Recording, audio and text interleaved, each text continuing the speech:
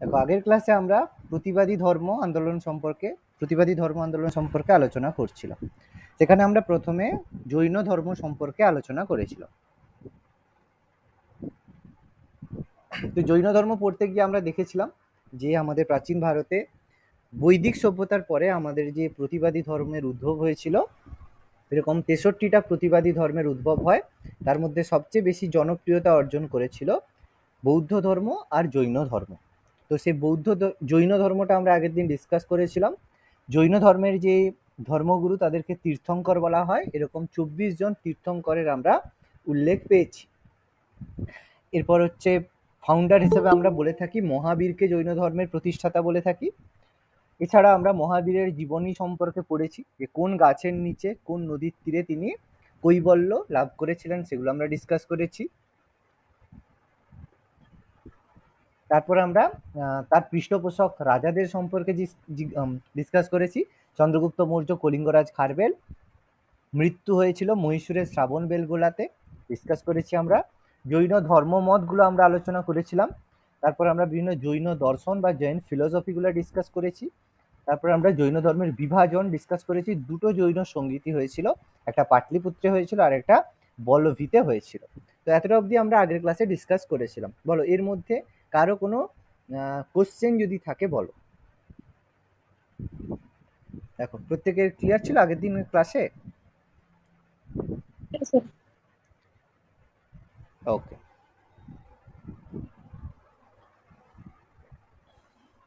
দেখো, আজকে আমরা যেটা আলোচনা করব সেটা হচ্ছে বৌদ্ধ ধর্ম। তাহলে প্রতিবাদী ধর্মের মধ্যে সবচেয়ে জনপ্রিয়তা অর্জন করেছিল যেই ধর্মটা, সেটা হচ্ছে বৌদ্ধ ধর্ম। তো বৌদ্ধ ধর্ম যে জনপ্রিয়তা অর্জন করেছিল তার প্রতিষ্ঠাতা বা ফাউন্ডার, সেটা আমরা জানি, সেটা ছিল গৌতম বুদ্ধ। তো তার কথা আমরা প্রত্যেকেই কম বেশি গৌতম বুদ্ধের নাম আমরা জানি। তো যেরকম জৈন ধর্মের ত্রিরত্নের ওপরে জৈন ধর্ম ছিল নিযুক্ত ছিল, সেরকম গৌতম বুদ্ধের ক্ষেত্রেও এই ধরনের 3টি জিনিসের ওপর বৌদ্ধ ধর্ম বিস্তৃত ছিল, বা 3টে, যেটাকে স্তম্ভ বলি, 3টি স্তম্ভের ওপর বৌদ্ধ ধর্ম বিস্তৃত ছিল, বা মানে যার উপর বিস্তার লাভ করেছিল। 3টে স্তম্ভ বৌদ্ধ ধর্মে মনে করা হয়ে থাকে। সেই স্তম্ভগুলো কি কি? নাম্বার 1 হচ্ছে বুদ্ধ, মানে গৌতম বুদ্ধ। নাম্বার 2 হচ্ছে ধর্ম, মানে গৌতম বুদ্ধ প্রবর্তিত ধর্ম। আর নাম্বার 3 হচ্ছে সংঘ। মানে গৌতম বুদ্ধের কথা, 3টি স্তম্ভের মধ্যে গৌতম বুদ্ধ বা গৌতম বুদ্ধ প্রবর্তিত যে ধর্ম, সেটা 2 নাম্বার। আর বৌদ্ধ সন্ন্যাসীরা নিয়ে যে সংঘ গঠিত হয়েছে তাদেরকে সংঘ বলা হয়ে থাকে। তাহলে 3টে স্তম্ভের উপর বৌদ্ধ ধর্ম বিস্তৃত: বুদ্ধ, ধর্ম আর সংঘ। যেটাকে আমরা মন্ত্রের মতো বলা হয় যে বুদ্ধম শরণং গচ্ছামি, ধর্মম শরণং গচ্ছামি আর সংঘম শরণং গচ্ছামি। তো এটা বলা হয়ে থাকে। এবার বৌদ্ধ ধর্ম সম্পর্কে আমরা যদি বলি সোর্স, কোথা থেকে আমি বৌদ্ধ ধর্ম সম্পর্কে তথ্য পেয়ে থাকি, that is very very important. যেটা আমাদের বলা হয় যে বৌদ্ধ ধর্মের সোর্স, উৎস কোথা থেকে আমরা জানি। যেমন আমরা ষোড়শ মহাজন পদের সোর্সগুলো ডিসকাস করেছিলাম, সেরকম বৌদ্ধ ধর্মের সোর্সের মধ্যে প্রথম যেটা হচ্ছে সেটা হচ্ছে জাতকের গল্প। জাতকের গল্প, তো এই জাতকের যে গল্প, এটা অ্যাকচুয়ালি কি বলতো? জাতকের গল্পের বিষয়বস্তু কি? স্যার, ওই বুদ্ধের জন্মের কাহিনী, পুরোটাই বুদ্ধের জীবনের কাহিনী নিয়ে জাতকের গল্প জীবনের বলে। কাহিনী নয়, এটা বলা হয় গৌতম বুদ্ধের পূর্ব জন্মের কাহিনী। ঠিক আছে? গৌতম বুদ্ধের পূর্ব জন্মের কাহিনী, মানে গৌতম বুদ্ধ বুদ্ধ হিসাবে জন্মগ্রহণের আগে তার কি কি পুনর্জন্ম হয়েছিল, পূর্ব জন্মের কাহিনী। এরকম 550টা গল্প রয়েছে। 550টা গল্প রয়েছে। বলা হয় যে গৌতম বুদ্ধ এর আগে 550 বার জন্মগ্রহণ করেছিল, যে বিভিন্ন জন্ম হতে তিনি কি কি হয়েছিলেন, তো এগুলো বলা হয়েছে। যাই হোক, তো এগুলো তো পুরা মানে গল্পের মতো ব্যাপার। তো জাতকের গল্প হচ্ছে গৌতম বুদ্ধের পূর্ব জন্মের কাহিনীগুলোকে বলা হয়ে থাকে। এছাড়া আমাদের আরো দুটো ইম্পর্টেন্ট, যেটাকে আমরা বলে থাকি, সেটা হচ্ছে বুদ্ধচরিত। তো বুদ্ধচরিতের লেখক কে? বুদ্ধচরিতের লেখক আমাদের জানতে হয়। লেখক এটাও বলতে হবে। কে বুদ্ধচরিতের লেখক? লিখলাম তো, বলো। অশ্বঘোষ।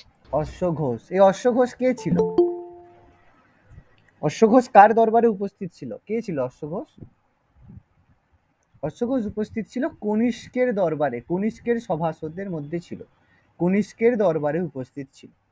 এই বুদ্ধ চরিত হচ্ছে গৌতম বুদ্ধের জীবনী। দেখো দুটোর মধ্যে পার্থক্য কি, এটা কিন্তু গৌতম বুদ্ধের জীবনী, বায়োগ্রাফি। ওকে, গৌতম বুদ্ধের জীবনী হচ্ছে বুদ্ধ চরিত, আর জাতকের গল্প গৌতম বুদ্ধের জীবনী নয়, গৌতম বুদ্ধের পূর্ব জন্মের কাহিনী। দুটো যেন গুলিয়ে না যায়। ওকে, কেউ যেন জাতকের গল্পতে আবার গৌতম বুদ্ধের জীবনী বলবে না, তাহলে কিন্তু অ্যান্সার ভুল হয়ে যাবে। ওকে, কনিষ্কের দরবারে উপস্থিত ছিল বুদ্ধচরিত, যার বিষয়বস্তু হচ্ছে গৌতম বুদ্ধের জীবনী। খুব ইম্পর্টেন্ট, একটু নোট ডাউন করবে এগুলো। ওকে, আরও যেখান থেকে আমরা গৌতম মানে বৌদ্ধ ধর্ম সম্পর্কে বা গৌতম বুদ্ধ সম্পর্কে জানতে পারি, সেটা হচ্ছে দীপবংশ মহাবংশ। তো দীপবংশ মহাবংশ এটা কোথায় লেখা হয়েছিল, বা এই সম্পর্কে তোমরা কি জানো বলো? দীপবংশ মহাবংশ, বলো তো দীপবংশ মহাবংশ সম্পর্কে কি জানো, কিছু জানো? আচ্ছা, দীপবংশ মহাবংশ এটা লেখা হয়েছিল শ্রীলঙ্কাতে, তখন শ্রীলঙ্কার নাম ছিল সিংহল। ওকে, এটা সিংহলের ইতিহাস লেখা রয়েছে, সিংহলের ইতিহাস, যে শ্রীলঙ্কা কিভাবে তৈরি হয়েছে, শ্রীলঙ্কার ইতিহাস। এবার এই শ্রীলঙ্কার ইতিহাস, তাহলে সেখানে তার সাথে গৌতম বুদ্ধের কি সম্পর্ক? গৌতম বুদ্ধের সম্পর্কটা হচ্ছে যে অশোককে আমরা জানি, যে আমরা জানি অশোক গৌতম মানে বৌদ্ধ ধর্মের সবচেয়ে বড় পৃষ্ঠপোষক রাজা যেটাকে আমরা বলবো, তার পুত্র আর কন্যা ছিল। তার পুত্রের নাম ছিল মহেন্দ্র, আর কন্যার নাম ছিল সংঘমিত্রা। ওকে, সংঘমিত্রা। তাহলে তাদেরকে তিনি কি করেছিলেন, শ্রীলঙ্কাতে পাঠিয়েছিলেন বৌদ্ধ ধর্মের প্রচারের জন্য। এবং সেই বৌদ্ধ ধর্মের প্রচারের জন্য তারা যখন শ্রীলঙ্কায় বসবাস করছিলেন, তখন এই দুটো বই লেখা হয়েছিল। ওকে, সেটা হচ্ছে দীপবংশ এবং মহাবংশ। তাহলে এটা থেকে আমরা গৌতম বুদ্ধের জীবনী সম্পর্কেও জানতে পারি। দেখো এতটা অবধি প্রত্যেকের ক্লিয়ার? বলের মধ্যে কোনো কোশ্চেন?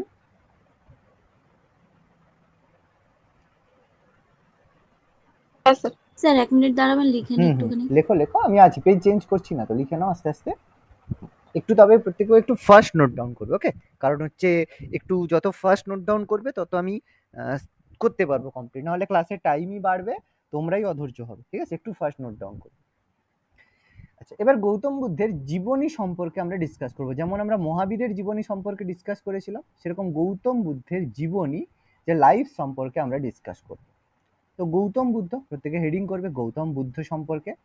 তো গৌতম বুদ্ধের প্রথমে যে জন্মের ডেট, কবে জন্মগ্রহণ করেছিল, তাহলে জন্মগ্রহণ করেছিল কবে, বলা হয় 563, 563 খ্রিস্টপূর্বাব্দে। 563 খ্রিস্টপূর্বাব্দে গৌতম বুদ্ধের জন্ম হয়। কোথায় হয়েছিল? লুম্বিনী উদ্যান, তাই তো জানি প্রত্যেকে, লুম্বিনী উদ্যান। এই লুম্বিনী উদ্যানটা কোথায় অবস্থিত? নেপাল। হ্যাঁ, কপিলাবস্তু। এই কপিলাবস্তু অবস্থিত নেপালের তরাই অঞ্চলে, নেপালের তরাই অঞ্চল। তাহলে এর মধ্যে দেখো যেটা খুশি কিন্তু আমাদের অপশনে দিতে পারে, কপিলাবস্তু দিতে পারে, লুম্বিনী উদ্যান দিতে পারে, নেপালের তরাই অঞ্চলও দিতে পারে।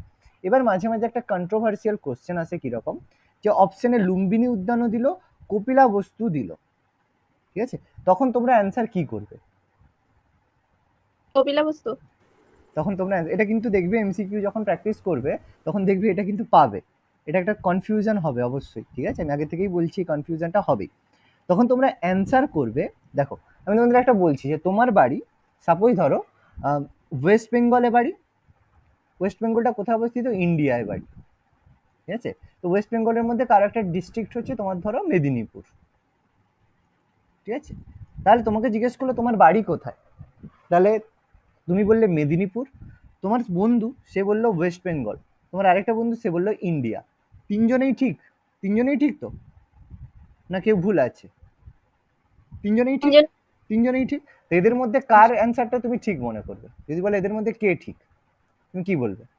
যে মেদিনীপুর বলেছে যে মেদিনীপুর বলেছে তাকে ঠিক করবে। সেই কারণে লুম্বিনী উদ্যানটা হচ্ছে সবচেয়ে স্পেসিফিক, মানে একদম এক্সাক্ট জায়গা। লুম্বিনী উদ্যানটা অবস্থিত কপিলাবস্তু, কপিলাবস্তুটা অবস্থিত নেপালে। তাহলে এবার বুঝতে পারছি অ্যান্সার আমরা কিরকম করব, কোন অ্যান্সারটা অ্যাপ্রোপ্রিয়েট হবে? তাহলে অ্যান্সার করবো লুম্বিনী উদ্যান। ওকে, কিন্তু যদি লুম্বিনী উদ্যান না থাকে তখন আমরা কপিলাবস্তু করব, কোনো সমস্যা নেই। এবার যেটা আমাদের জানতে চাই, জন্মের সাথে সাথে জন্মের তিথি।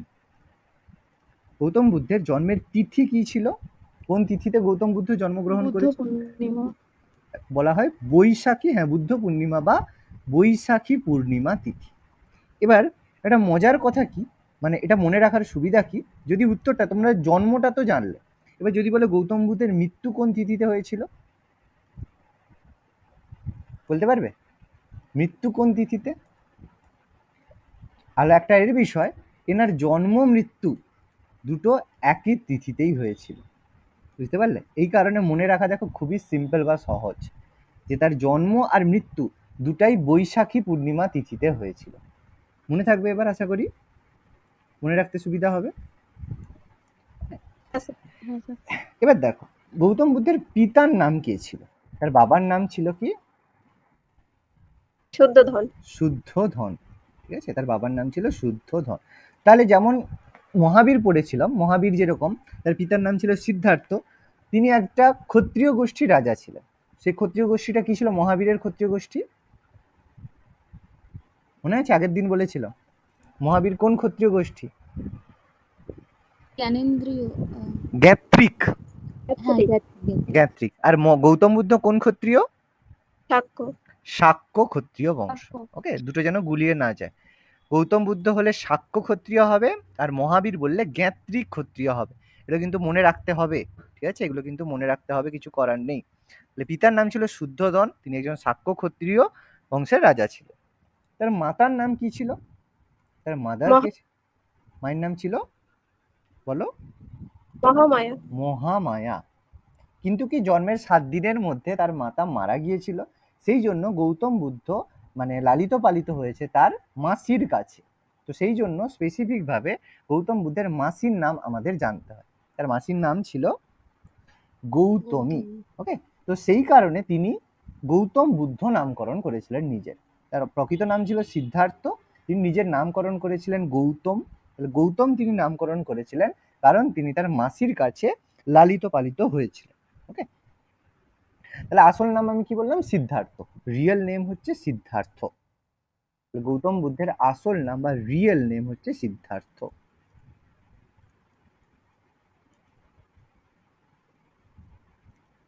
ওকে, নেক্সট দেখো, তাহলে এটা এতটা অবধি আশা করি আমরা প্রত্যেকে বুঝতে পারলাম। এবার দেখো, যেটা আমি ডিসকাস করছি যে গৌতম বুদ্ধ সিদ্ধার্থ ছাড়া আর কোন কোন নামে পরিচিত বা তার এপিথেট, সেটা হচ্ছে শাক্য মুনি বা শাক্য সিংহ। Very good. শাক্য মুনি বা শাক্য সিংহ তাকে বলা হয়, যেহেতু শাক্য বংশ থেকে তিনি বিলং করতেন, সেই জন্য তাকে শাক্য মুনি বা শাক্য সিংহ বলা হয়ে থাকে। এটা তার এপিথেটের মতো আমরা বলতে পারি। আচ্ছা, তার স্ত্রীর নাম কি ছিল? যশোধরা। মামা হয়ে গেছে। তার স্ত্রীর নাম ছিল যশোধরা বা গোপা, ঠিক আছে? যশোধরা বা গোপা দুটোই কিন্তু ঠিক উত্তর, ঠিক আছে? যশোধরা বা গোপা তার স্ত্রীর নাম ছিল। পুত্রের নাম কি ছিল? রাহুল। রাহুল। রাহুল নাম তো শোনাই হোগা, তাই না? শাহরুখ খান। আচ্ছা, ভালো কথা। আচ্ছা, ঘোড়ার নাম কি ছিল? ঘোড়ার নাম ছিল কণ্টক। কণ্টক বা কথক। আর তার সারথীর নাম কি ছিল? জানা। সারথীর নাম ছিল চানা বা ছন্দক। চানা বা ছন্দক ছিল তার সারথীর নাম। এবার ব্যাপারটা হচ্ছে, কেন তার হচ্ছে মানে ঘোড়ার নাম বা তার সারথীর নাম আমাদের মনে রাখতে হবে? তো অন্য জায়গায় তো এগুলো মনে রাখার তো কোনো সেভাবে প্রয়োজন নেই। কেন মনে রাখতে হবে? তার কারণ হচ্ছে, গৌতম বুদ্ধ যখন গৃহত্যাগ করেছিলেন বা ঘর ছেড়ে গিয়েছিলেন, তখন তিনি যে ঘোড়ায় চেপে গিয়েছিলেন আর তার সারথীর সাথে তিনি গৃহত্যাগ করেছিলেন। এই কারণে এটা বৌদ্ধদের কাছে একটা ইম্পর্টেন্ট ইনসিডেন্ট বা ইম্পর্টেন্ট ঘটনা, সেই জন্য আমাদের এই দুটো নাম মনে রাখতে হয়। আশা করি এতটা প্রত্যেকে নোট ডাউন করেছো। হ্যাঁ স্যার। তো এই যে ঘোড়া আর সারথীর সাথে তিনি যে গৃহত্যাগ করেছিলেন, তাহলে সেই যে গৃহত্যাগ করেছিলেন, কত বছর বয়সে তিনি গৃহত্যাগ করেন? গৃহত্যাগের বয়স ছিল এজ অফ 27, 27 বছর বয়সে। এজ অফ 27, 27 বছর বয়সে গৌতম বুদ্ধ গৃহত্যাগ করেছিলেন, সেই ঘটনাটাকে একটা বিশেষ নামে ডাকা হয়, সেটা হচ্ছে মহাভিনিষ্ক্রমণ। সেই ঘটনাটাকে বলা হয় মহাভিনিষ্ক্রমণ, মহাভিনিষ্ক্রমণ বলা হয়। এরকম মহাভিনিষ্ক্রমণ আরো একজন বিখ্যাত ব্যক্তির গৃহত্যাগকেও বলা হয়ে থাকে, আমি অনেকবার ডিসকাস করেছি, বলতো আর কোন ব্যক্তির গৃহত্যাগকে মহাভিনিষ্ক্রমণ বলা হয়? স্যার স্বামী বিবেকানন্দ। না, একদম নয়। বলতো আর কোন ব্যক্তির গৃহত্যাগকে মহাভিনিষ্ক্রমণ বলা হয়? নেতাজি। Netaji, very good. নেতাজি যখন ভারত ছেড়ে চলে গিয়েছিলেন 1941-এ, তখন হচ্ছে নেতাজির যে গৃহত্যাগ সেটাকে আমরা বলি মহাভিনিষ্ক্রমণ। আচ্ছা, এবার ঘর থেকে চলে যাওয়ার পরে বহুদিন, ঠিক আছে, প্রথম কয়েক বছর তিনি কি করেছিলেন, একজন পণ্ডিত যার মানে এতে দীক্ষিত ছিলেন, একজন পণ্ডিত ছিল, তার নাম ছিল আলারা কালাম, তার নাম ছিল আলারা কালাম। তো সেই আলারা কালামের কাছে তিনি কি করেছিলেন, শাস্ত্র অধ্যয়ন করতেন। যখন বাড়ি থেকে যান তখন তিনি কি করেছিলেন, প্রথমেই তো তার জ্ঞান হয়নি, তো গৌতম বুদ্ধকে মানে তার বাবা মা হচ্ছে যথেষ্ট এর মধ্যে রাখতেন, যে লাক্সারিয়াস লাইফের মধ্যে রাখতেন। তো তিনি একবার মানে বাড়ি থেকে যখন বেরোন তখন তিনি এই দুর্দশা দেখে তিনি কিন্তু ঘর থেকে বেরিয়ে গিয়েছিলেন। যাই হোক, সেই কারণে বাড়ি থেকে বেরিয়ে তিনি কোন পণ্ডিতের কাছে শাস্ত্র অধ্যয়ন করতেন, সেটা হচ্ছে আলারা কালাম। আলারা কালাম নামটা পড়ে রাখবে। আরেকজনের কাছে আরেকজন পণ্ডিত তার সাথে যুক্ত, তার নাম হচ্ছে রামপুত্র। ওকে, রামপুত্র। অ্যাকচুয়ালি নামগুলো আমি কেন লেখাচ্ছি তার একটা কারণ আছে। রামপুত্র, আরেকজন নাম ছিল যাকে উদ্রকও বলা হয়ে থাকে। কেন বলছি তার কারণ, এই যে নামগুলো মাঝে মাঝে পরীক্ষা আসে যে নিচের কোনটি গৌতম বুদ্ধের গুরু ছিলেন না, সেই কারণে অপশনের মধ্যে আলারা কালাম থাকবে, ঠিক আছে, রামপুত্র থাকবে আর উদ্রক থাকবে, এছাড়া অন্য যে কোনো একজনের নাম মেনশন করা থাকবে। এই কারণে তিনজন পণ্ডিতের নাম আমি মেনশন করে দিলাম, যার কাছে তিনি করেছিলেন, শিক্ষা গ্রহণ করেছিলেন। তো গৃহত্যাগ করার পরে তিনি একটা নদীর তীরে বসে ধ্যান করেছিলেন এবং নদীর তীরে তিনি মোক্ষ বা নির্মাণ লাভ করেছিলেন। সেই নদীটা একটা গাছের নিচে, নদীর পাশে একটা গাছের নিচে তিনি পরম জ্ঞান বা বোধি লাভ করেন, পরম জ্ঞান বা বোধি লাভ করেন। তো সেই গাছটা কি ছিল আর নদীটা কি ছিল, বলো তো কোন নদীর তীরে? নিরাজনা নদীর তীরে, ঠিক আছে, নিরাজনা নদীর তীরে। আর গাছটা ছিল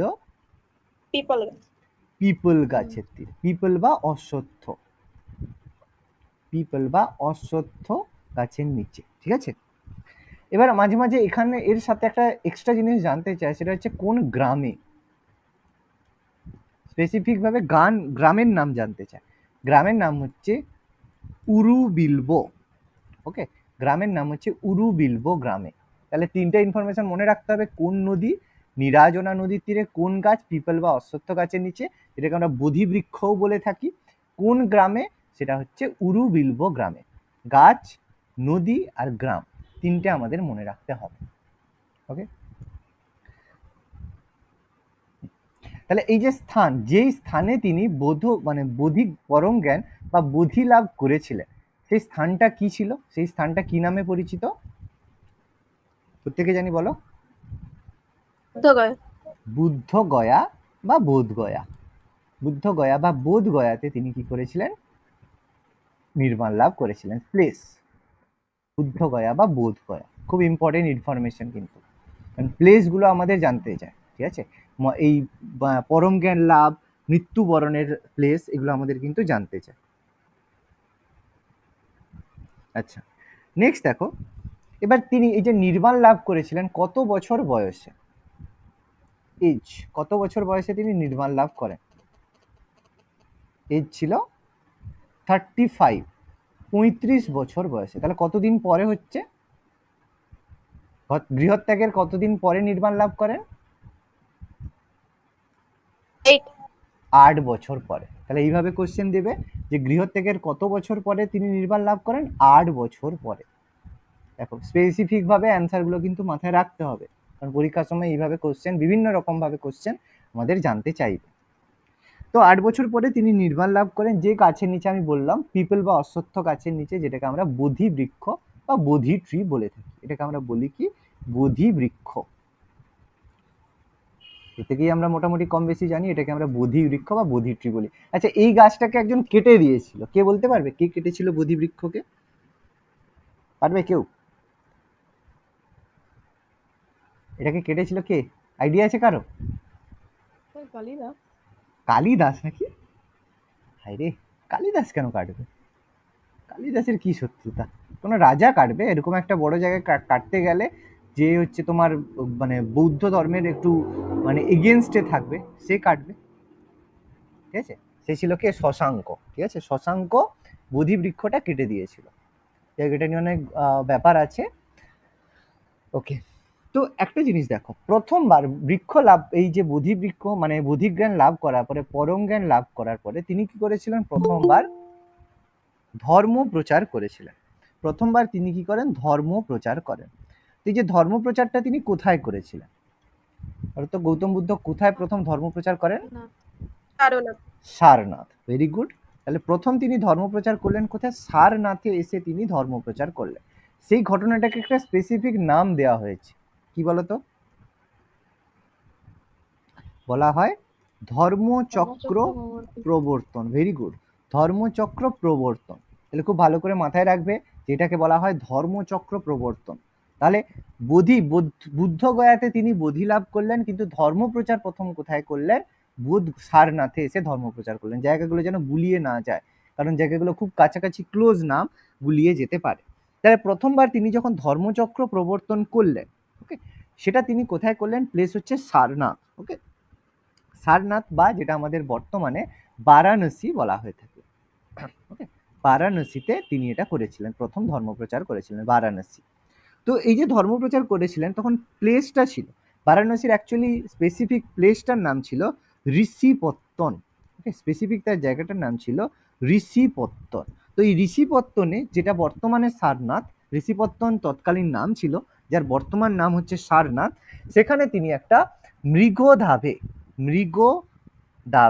মৃগদাভ বলতে যেটা হচ্ছে হরিণের যে মানে যেখানে হরিণরা থাকে, সেই হরিণদের যে ঘর বা হরিণদের ডিয়ার পার্ক, ভালো ভাষায় আমরা যদি বলি ডিয়ার পার্ক, তো সেই ডিয়ার পার্কে তিনি কি করেছিলেন? প্রথমবার তার ধর্মপ্রচারটা করেছিলেন। তাহলে প্লেসটা আমরা পড়বো, প্রথমবার তিনি ধর্মপ্রচার করেন বারাণসী ঋষিপত্তন, যেটা বর্তমান অবস্থান, বর্তমান নাম হচ্ছে সারনাথ। সারনাথে তিনি প্রথম মৃগদাভে মানে একটা যে ডিয়ার পার্কে তিনি প্রথম ধর্মপ্রচার করেছিলেন। এই যে প্রথমবার যখন ধর্মপ্রচার করেন, তখন 5 জনকে তিনি ধর্মপ্রচার করেছিলেন, 5 জনকে তিনি দীক্ষা দিয়েছিলেন। সেই 5 জনকে একসাথে বলা হয় পঞ্চভিক্ষু। খুব ইম্পর্টেন্ট, প্রথমবার তিনি 5 জনকে দীক্ষা দিয়েছিলেন, তাদেরকে আমরা বলে থাকি পঞ্চভিক্ষু। আচ্ছা, মহাবীর কাকে প্রথম দীক্ষা দিয়েছিলেন বলো? তার জামাতা, তার নাম ছিল জামেলি। জামেলিকে প্রথম দীক্ষা দিয়েছিলেন। এখানে 5 জন ভিক্ষুককে তিনি প্রথম তার ধর্মপ্রচার করেছিলেন, যাদেরকে আমরা পঞ্চভিক্ষু বলে থাকি। তার নামগুলো আমাদের জানতে হবে, তার কারণ কি এমসিকিউতে দিয়ে থাকে যে নিচের কোন ব্যক্তিটি পঞ্চভিক্ষুর অন্তর্গত ছিলেন না।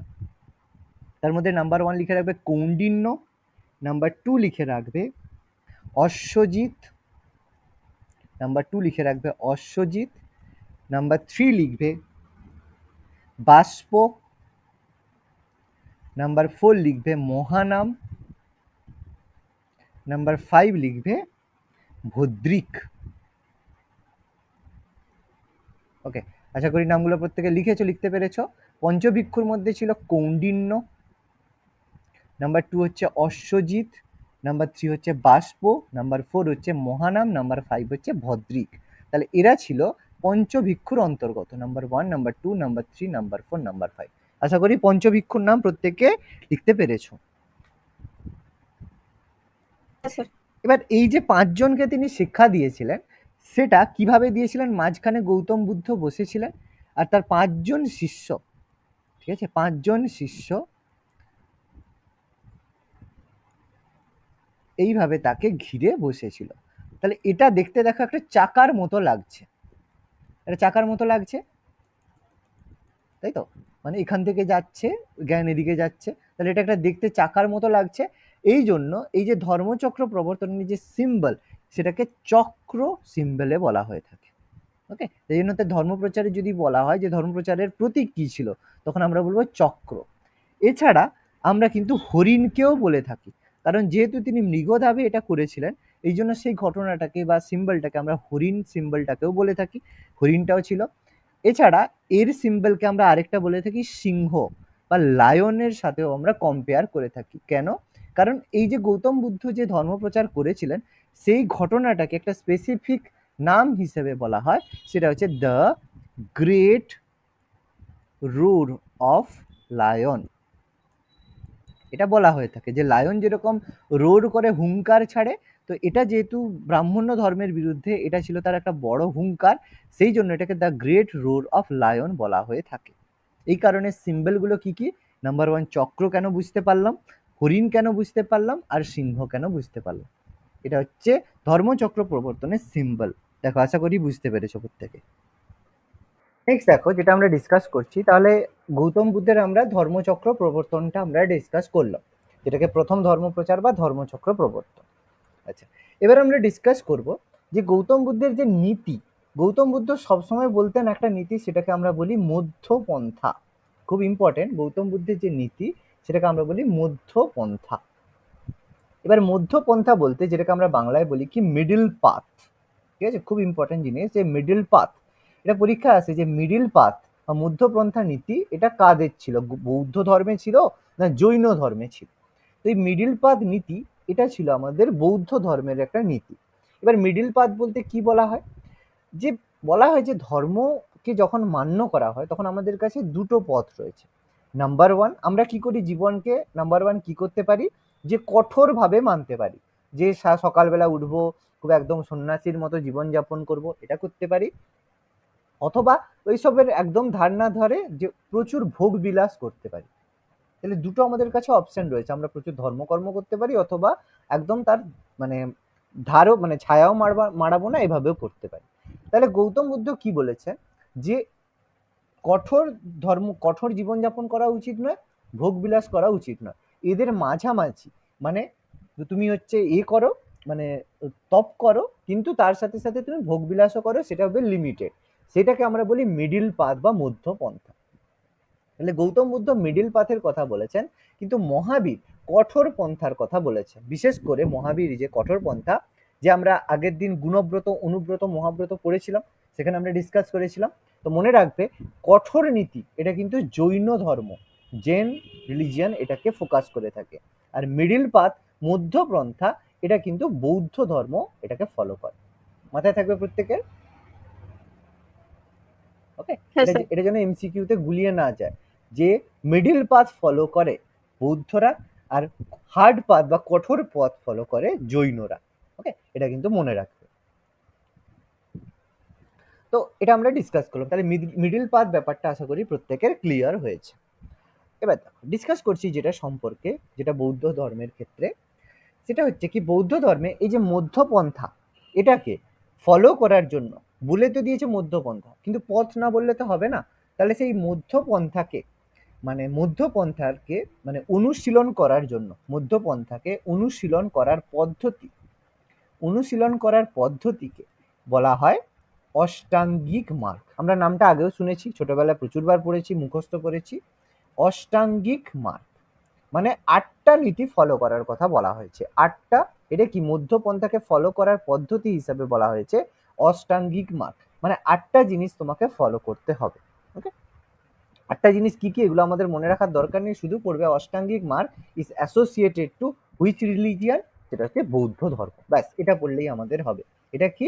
এই মধ্যপন্থা অনুশীলন করার পদ্ধতি। এবার গৌতম বুদ্ধ বলেছেন একটা কথা, যে এটা বৌদ্ধ ধর্মের সাথে সম্পর্কিত, সেটা হচ্ছে আর্য সত্য।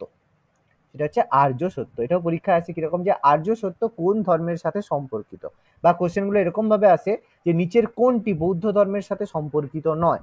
3টে জৈন ফিলোসফি দেবে, একটা বৌদ্ধ ফিলোসফি দেবে, বা নিচের কোনটি জৈন ধর্মের অন্তর্ভুক্ত নয়, তাহলে 3টে বৌদ্ধ দেবে, একটা জৈন দেবে, এভাবে কোশ্চেন কিন্তু দিতে পারে।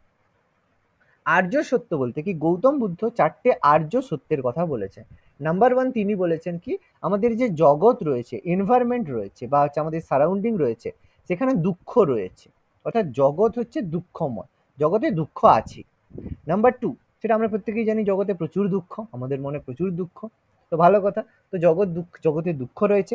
সেকেন্ড, তিনি বলেছেন যে দুঃখের কারণ আছে। তো দুঃখের কারণ আছে, এটা আমরাও জানি দুঃখের কারণ আছে, কোনো সমস্যা না। তারপর তিনি বললেন এই যে দুঃখকে, এই যে দুঃখ আছে, দুঃখকে নিবারণ করাও সম্ভব, দুঃখকে নিবারণ করা সম্ভব। তো ভালো কথা।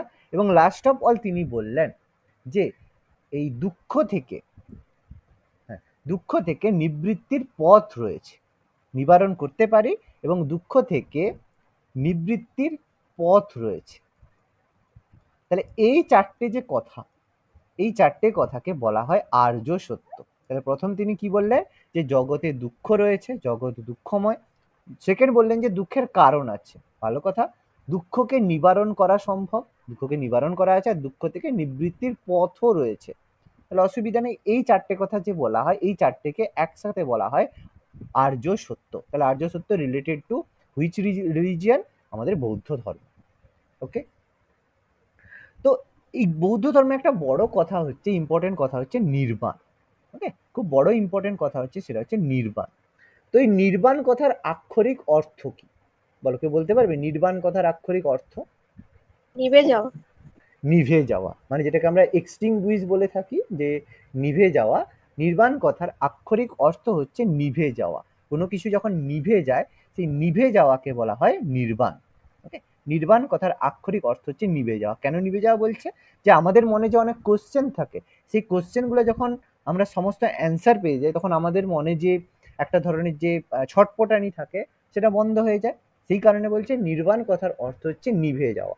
আর আমাদের বৌদ্ধ ধর্মের চরম উদ্দেশ্য বা প্রধান উদ্দেশ্য হচ্ছে নির্বাণ লাভ করা। জৈন ধর্মে সেই উদ্দেশ্যটা কি? আমি বলেছিলাম একই কথা। জৈন ধর্মে কি নামে বলা হয়? সর্বজ্ঞ। কৈবল্য বা সর্বজ্ঞ। তাহলে নির্বাণ কথাটা কিন্তু একই, ওখানেও একই নির্বাণ, কিন্তু ওখানে নির্বাণ ইউজ না করে কৈবল্য কথাটাকে ইউজ করা হয়েছে, কৈবল্য বা সর্বজ্ঞ।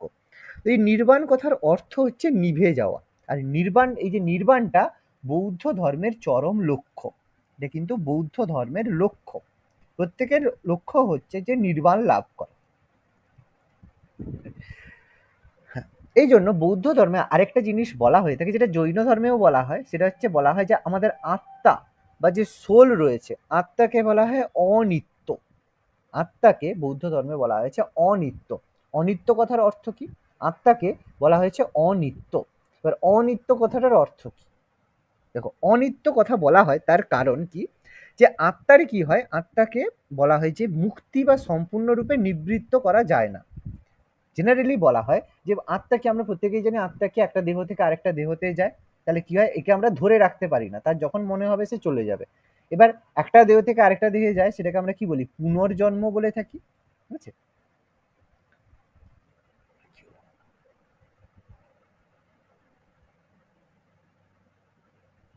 তাহলে আত্মাকে কি বলা হয়? পুনর্জন্ম।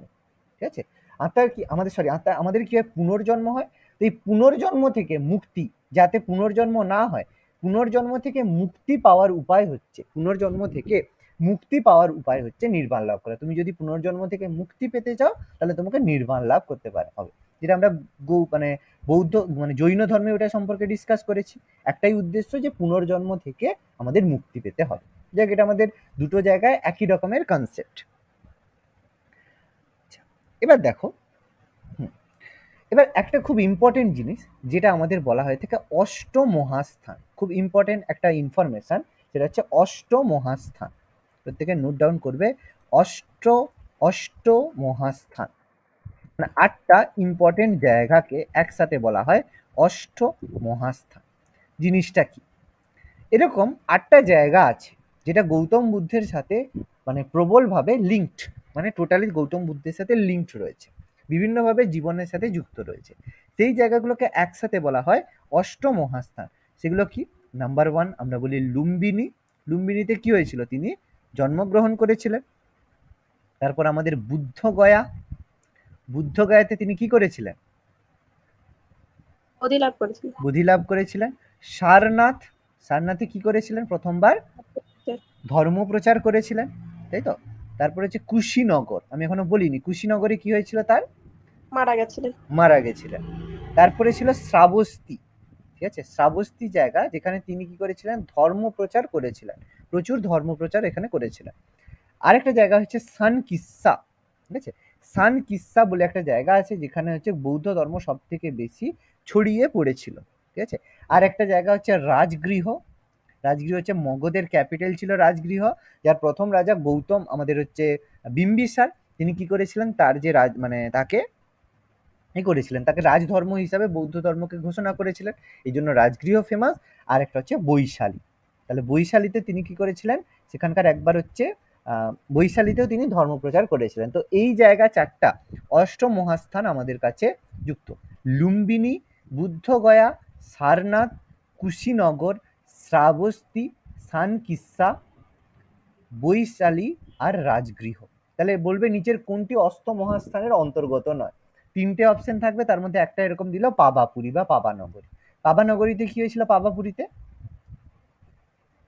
বলো, পাবাপুরীতে কি হয়েছিল, আগের দিন বলেছিলাম মহাবীরের কি হয়েছিল, পাবাপুরীতে মৃত্যু হয়েছে। মৃত্যু হয়েছিল। তাহলে পাবাপুরীটা গৌতম বুদ্ধের সাথে সম্পর্কিত নয় বা অষ্টমহাস্থানের সাথে সম্পর্কিত নয়, এইভাবে কিন্তু আমাদের মনে রাখতে হবে। তাহলে 8টা জায়গা আশা করি প্রত্যেকে নোট ডাউন করেছো, এইগুলোকে একসাথে বলা হয় অষ্টমহাস্থান। ক্লিয়ার প্রত্যেকে? হ্যাঁ স্যার। ওকে, নেক্সট দেখো আমরা ডিসকাস করব গৌতম বুদ্ধের ইম্পর্টেন্ট শিষ্য। গৌতম বুদ্ধের গুরুত্বপূর্ণ কিছু শিষ্যের নাম আমরা ডিসকাস করব। গৌতম বুদ্ধের গুরুত্বপূর্ণ কিছু শিষ্যের নাম আমরা ডিসকাস করব, যাদের কথা আমাদের একটু জানতে হবে, যারা গৌতম বুদ্ধের শিষ্য ছিলেন। তো এই শিষ্যদের মধ্যে গৌতম বুদ্ধের কিছু ফেভারিট শিষ্য ছিলেন, তার মধ্যে ছিল আনন্দ,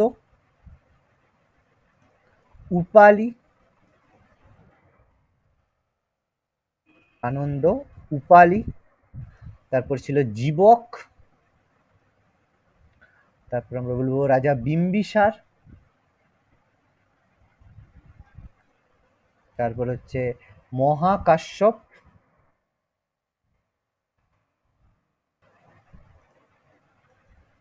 তারপর হচ্ছে প্রসেনজিৎ, আচ্ছা তারপরে আরো কিছু নাম আছে যেগুলো আমি একটু জাস্ট বলে দিচ্ছি। কিছু এর মধ্যে ছিল আম্রপালি, আর হচ্ছে ক্ষমা, ঠিক আছে।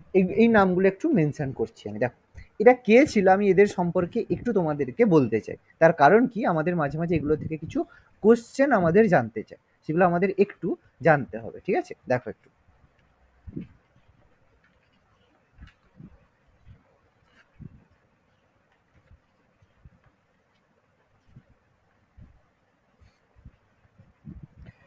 প্রথমে হচ্ছে আনন্দ। এই আনন্দ কি করেছিল, আমাদের যে ত্রিপিটক আছে, ঠিক আছে, ত্রিপিটক আমরা জানি, ত্রিপিটক কি, বৌদ্ধ ধর্মের ধর্মগ্রন্থ ত্রিপিটক। এই ত্রিপিটকের 3টে পার্ট জানি তো আমরা প্রত্যেকে, ত্রিপিটক হচ্ছে বৌদ্ধদের প্রধান ধর্মগ্রন্থ। হ্যাঁ স্যার। তো এই যে ধর্মগ্রন্থ ত্রিপিটক, এই ত্রিপিটক হচ্ছে 3টে অংশ, কি কি অংশ বলো তো? সুক্ত পিটক, অভিধর্ম পিটক আর বিনয়। সুক্ত পিটক, বিনয় পিটক, অভিধর্ম পিটক, 3টে পিটকে বিভক্ত।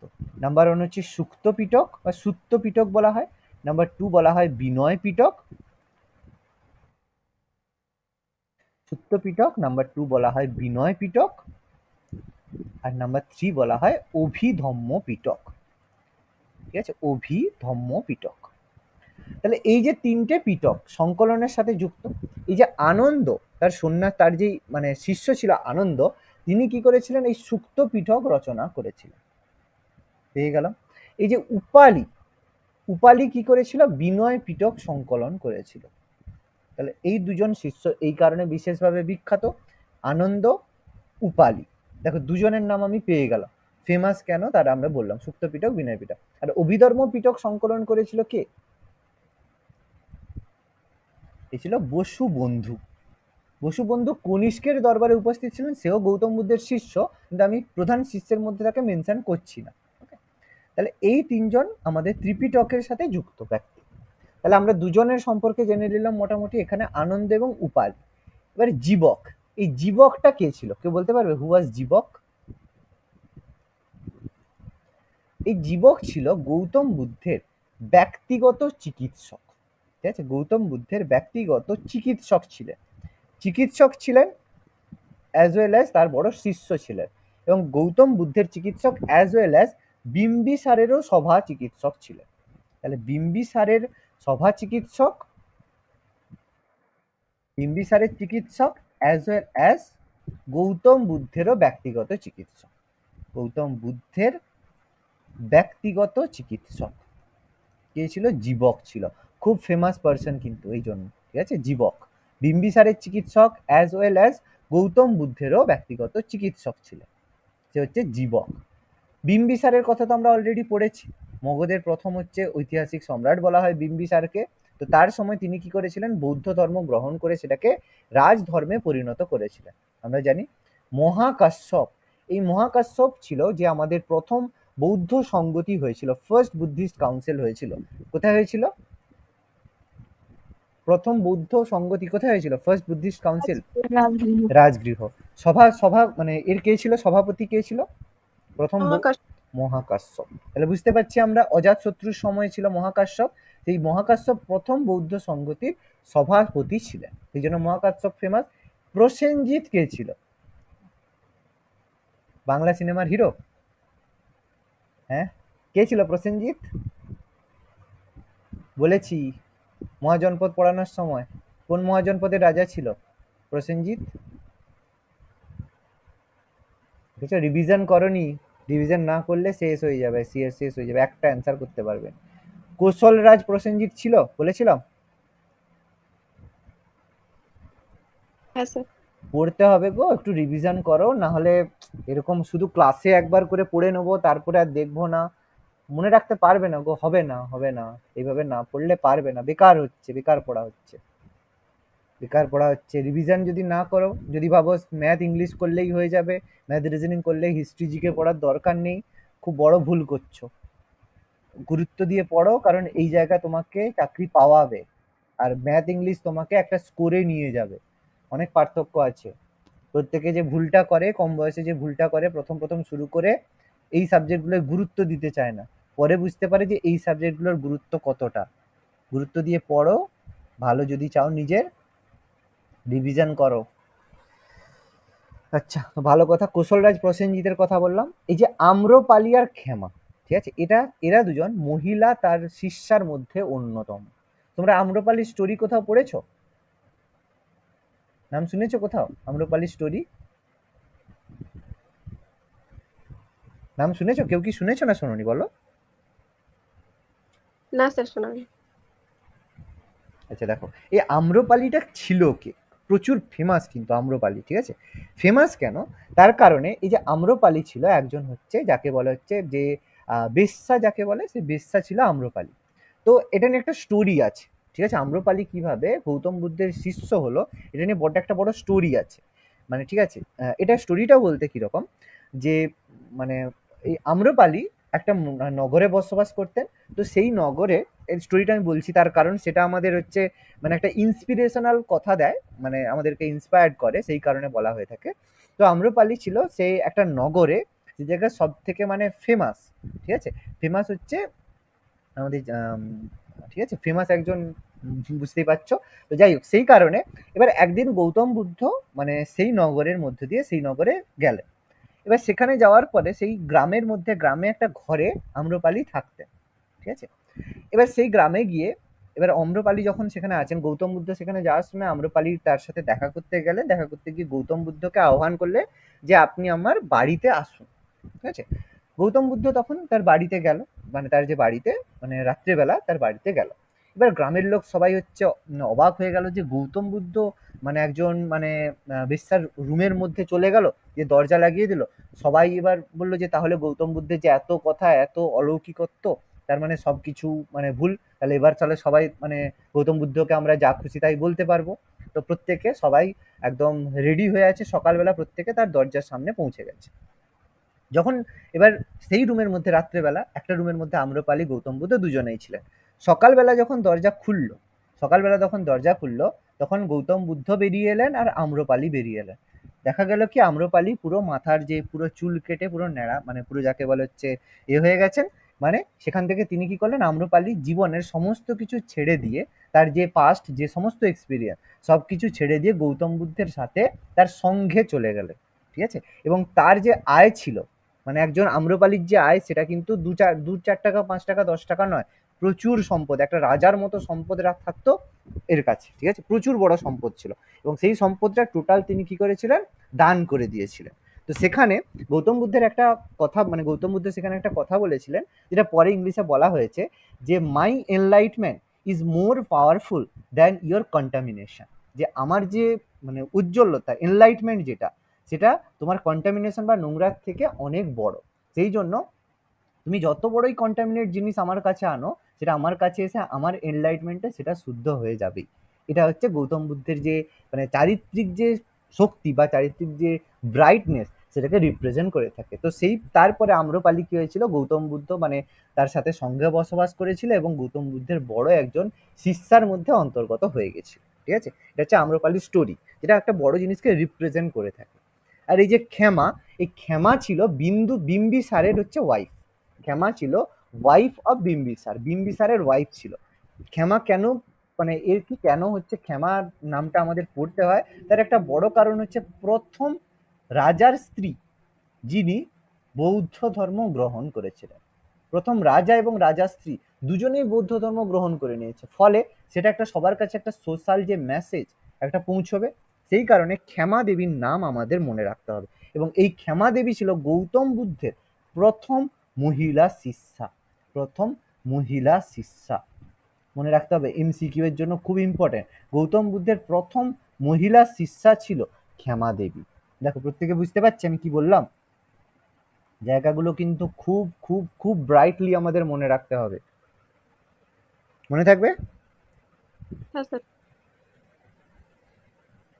ওকে,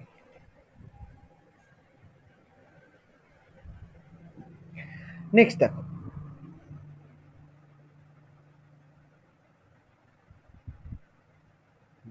ওকে, ঠিক আছে। এবার গৌতম বুদ্ধের মৃত্যুটা আমরা একটু ছোট্ট করে বলে দিই।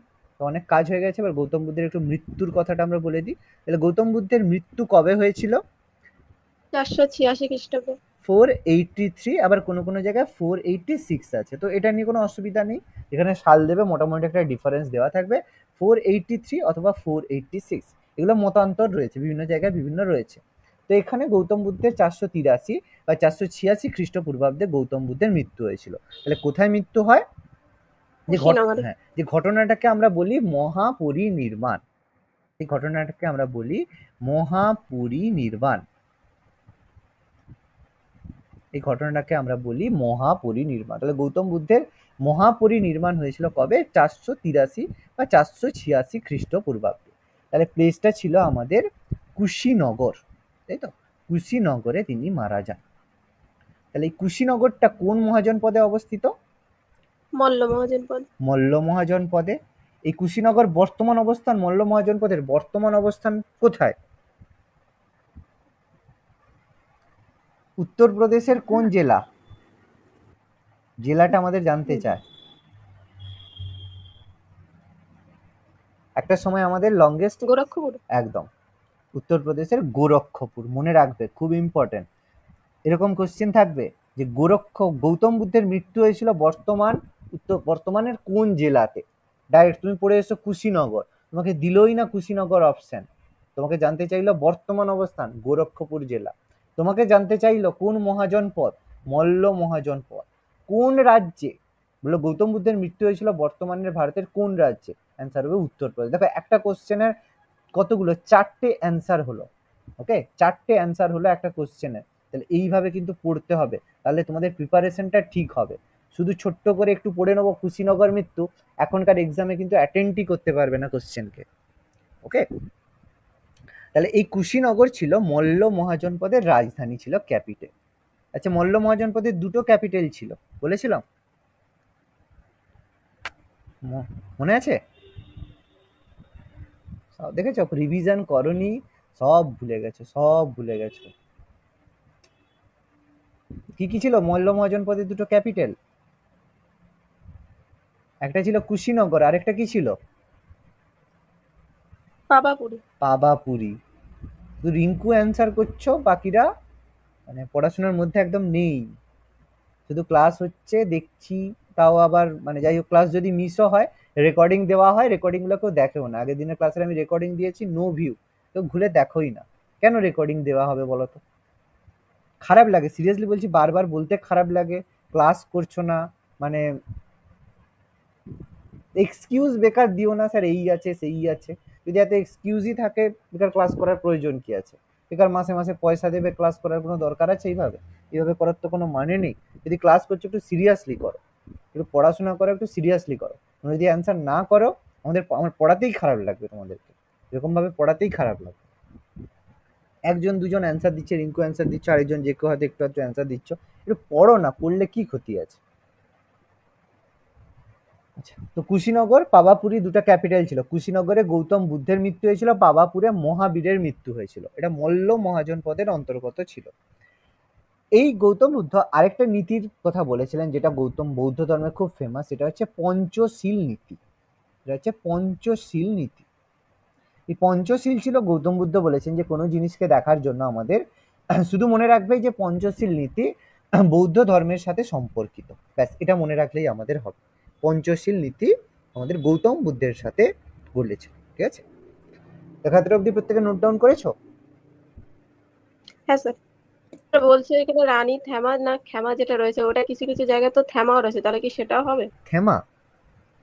ক্ষমার জায়গায় থেমাও রয়েছে কিছু না কিছু না না, জায়গায়। ওটা ওটা হচ্ছে লেখায় ভুল করেছে। হ্যাঁ, ওটা লেখা থেমা হয় না, থেমা বলে কারোর নাম হয়? স্যার, আমি লিখতে থেমা ছিল এর জন্য। হ্যাঁ হ্যাঁ হ্যাঁ, ক্ষমা বলে কি কারোর নাম হয়? শুনতেও কেমন লাগছে না? অ্যাকচুয়ালি ক্ষমা, এবার দেখো বিভিন্ন জায়গায় উচ্চারণ করার সময় ক্ষমা যখন কপি করেছিল, খ কে বুঝতে পারেনি, থ লিখে দিয়েছে, ঠিক আছে? এটা ক্ষমা হবে, ক্ষমাটা একদম অ্যাপ্রোপ্রিয়েট হবে। আচ্ছা, দেখো নেক্সট দেখো আমরা ডিসকাস করব যে এই বৌদ্ধ ধর্মকে, ওকে সরি, এই বৌদ্ধ ধর্মকে বলা হয়েছে একটা জিনিস, যে এটা কোনো আলাদা কোনো ধর্ম নয়, এটা হচ্ছে হিন্দু ধর্মের। এটাকে বলা হয়েছে যে এটা হিন্দু ধর্মের একটি সংস্করণ। এটা আলাদা করে কোনো ধর্ম নয়, এটা হিন্দু ধর্মের একটা সংস্করণ। এটা কে বলেছে? বৌদ্ধ ধর্মকে হিন্দু ধর্মের একটা সংস্করণ কে বলেছে? এটা একজন ঐতিহাসিক বলেছেন। তার নাম কি? তার নাম ছিল রমিলা থাপর। খুব ইম্পর্টেন্ট, ঐতিহাসিক রমিলা থাপর এটাকে হিন্দু ধর্মের একটি সংস্করণ হিসেবে বলেছেন। হিন্দু ধর্মের একটি সংস্করণ মাত্র, এই কথাটা তিনি বলেছেন আমাদের বৌদ্ধ ধর্মকে। এটা বলেছেন এটা হিন্দু ধর্মের একটি মাত্র সংস্করণ, যেটা বলেছে ঐতিহাসিক রমিলা থাপর। ওকে, এবার গৌতম বুদ্ধকে আমরা একটা বলে থাকি লাইট অফ এশিয়া, আর এশিয়ার আলো বলে থাকি। গৌতম বুদ্ধকে আমরা বলি লাইট অফ এশিয়া। তার কারণ কি, গৌতম বুদ্ধের যে জনপ্রিয়তা সেটা কিন্তু এশিয়া ছেড়ে বিভিন্ন জায়গায় ছড়িয়ে পড়েছিল, সেই জন্য বলা হয় এশিয়ার আলো, লাইট অফ এশিয়া। বা এশিয়ার আলো বলা হয় কাকে? গৌতম বুদ্ধকে বলা হয়। খুব ইম্পর্টেন্ট ইনফরমেশন, এশিয়ার আলো বলা হয় কাকে? গৌতম বুদ্ধকে বলা হয় লাইট অফ এশিয়া বা এশিয়ার আলো। এটা কে বলেছে স্পেসিফিক ভাবে সেরকম বলা নেই যে এটা কে বলেছে, তাকে বলা হতো এটা। এবার যেটা খুব ইম্পর্টেন্ট একটা এমসিকিউ এসে থাকে, যে বৌদ্ধ ধর্মের সবচেয়ে বৃহত্তম মন্দির, বৃহত্তম বৌদ্ধ মন্দির কোথায় অবস্থিত, কোন দেশে? ইন্দোনেশিয়া। একদম, এটা প্রচুর পরীক্ষা আছে। বৃহত্তম বৌদ্ধ মন্দির, এটা অনেক অপশনে চীন থাকবে, ঠিক আছে, ভারত থাকবে, কিন্তু সবচেয়ে বৃহত্তম মন্দির যেটা অবস্থিত সেটা হচ্ছে ইন্দোনেশিয়াতে রয়েছে। এটা খুব ইম্পর্টেন্ট ইনফরমেশন, ইন্দোনেশিয়াতে অবস্থিত রয়েছে আমাদের সব থেকে বৃহত্তম বৌদ্ধ মন্দির, ইন্দোনেশিয়া।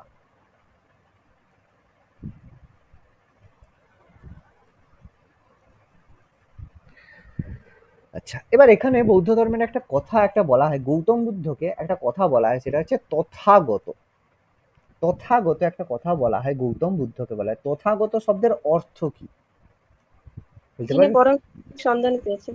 যিনি পরম সত্যের সন্ধান পেয়েছেন, যে হচ্ছে ট্রুথটা জেনেছে, যে জীবনের সত্যিটা কি, যে যিনি পরম সত্যের সন্ধান পেয়েছেন, হু নো দ্য রিয়েল ট্রুথ। পরম সত্যের সন্ধান যিনি পেয়েছেন, পরম তথ্যের সন্ধান পেয়েছেন, তাকে আমরা বলি তথাগত, তাকে আমরা বলি কি তথাগতকে আমরা তথাগত কাকে বলি? যিনি পরম সত্যের সন্ধান পেয়েছেন।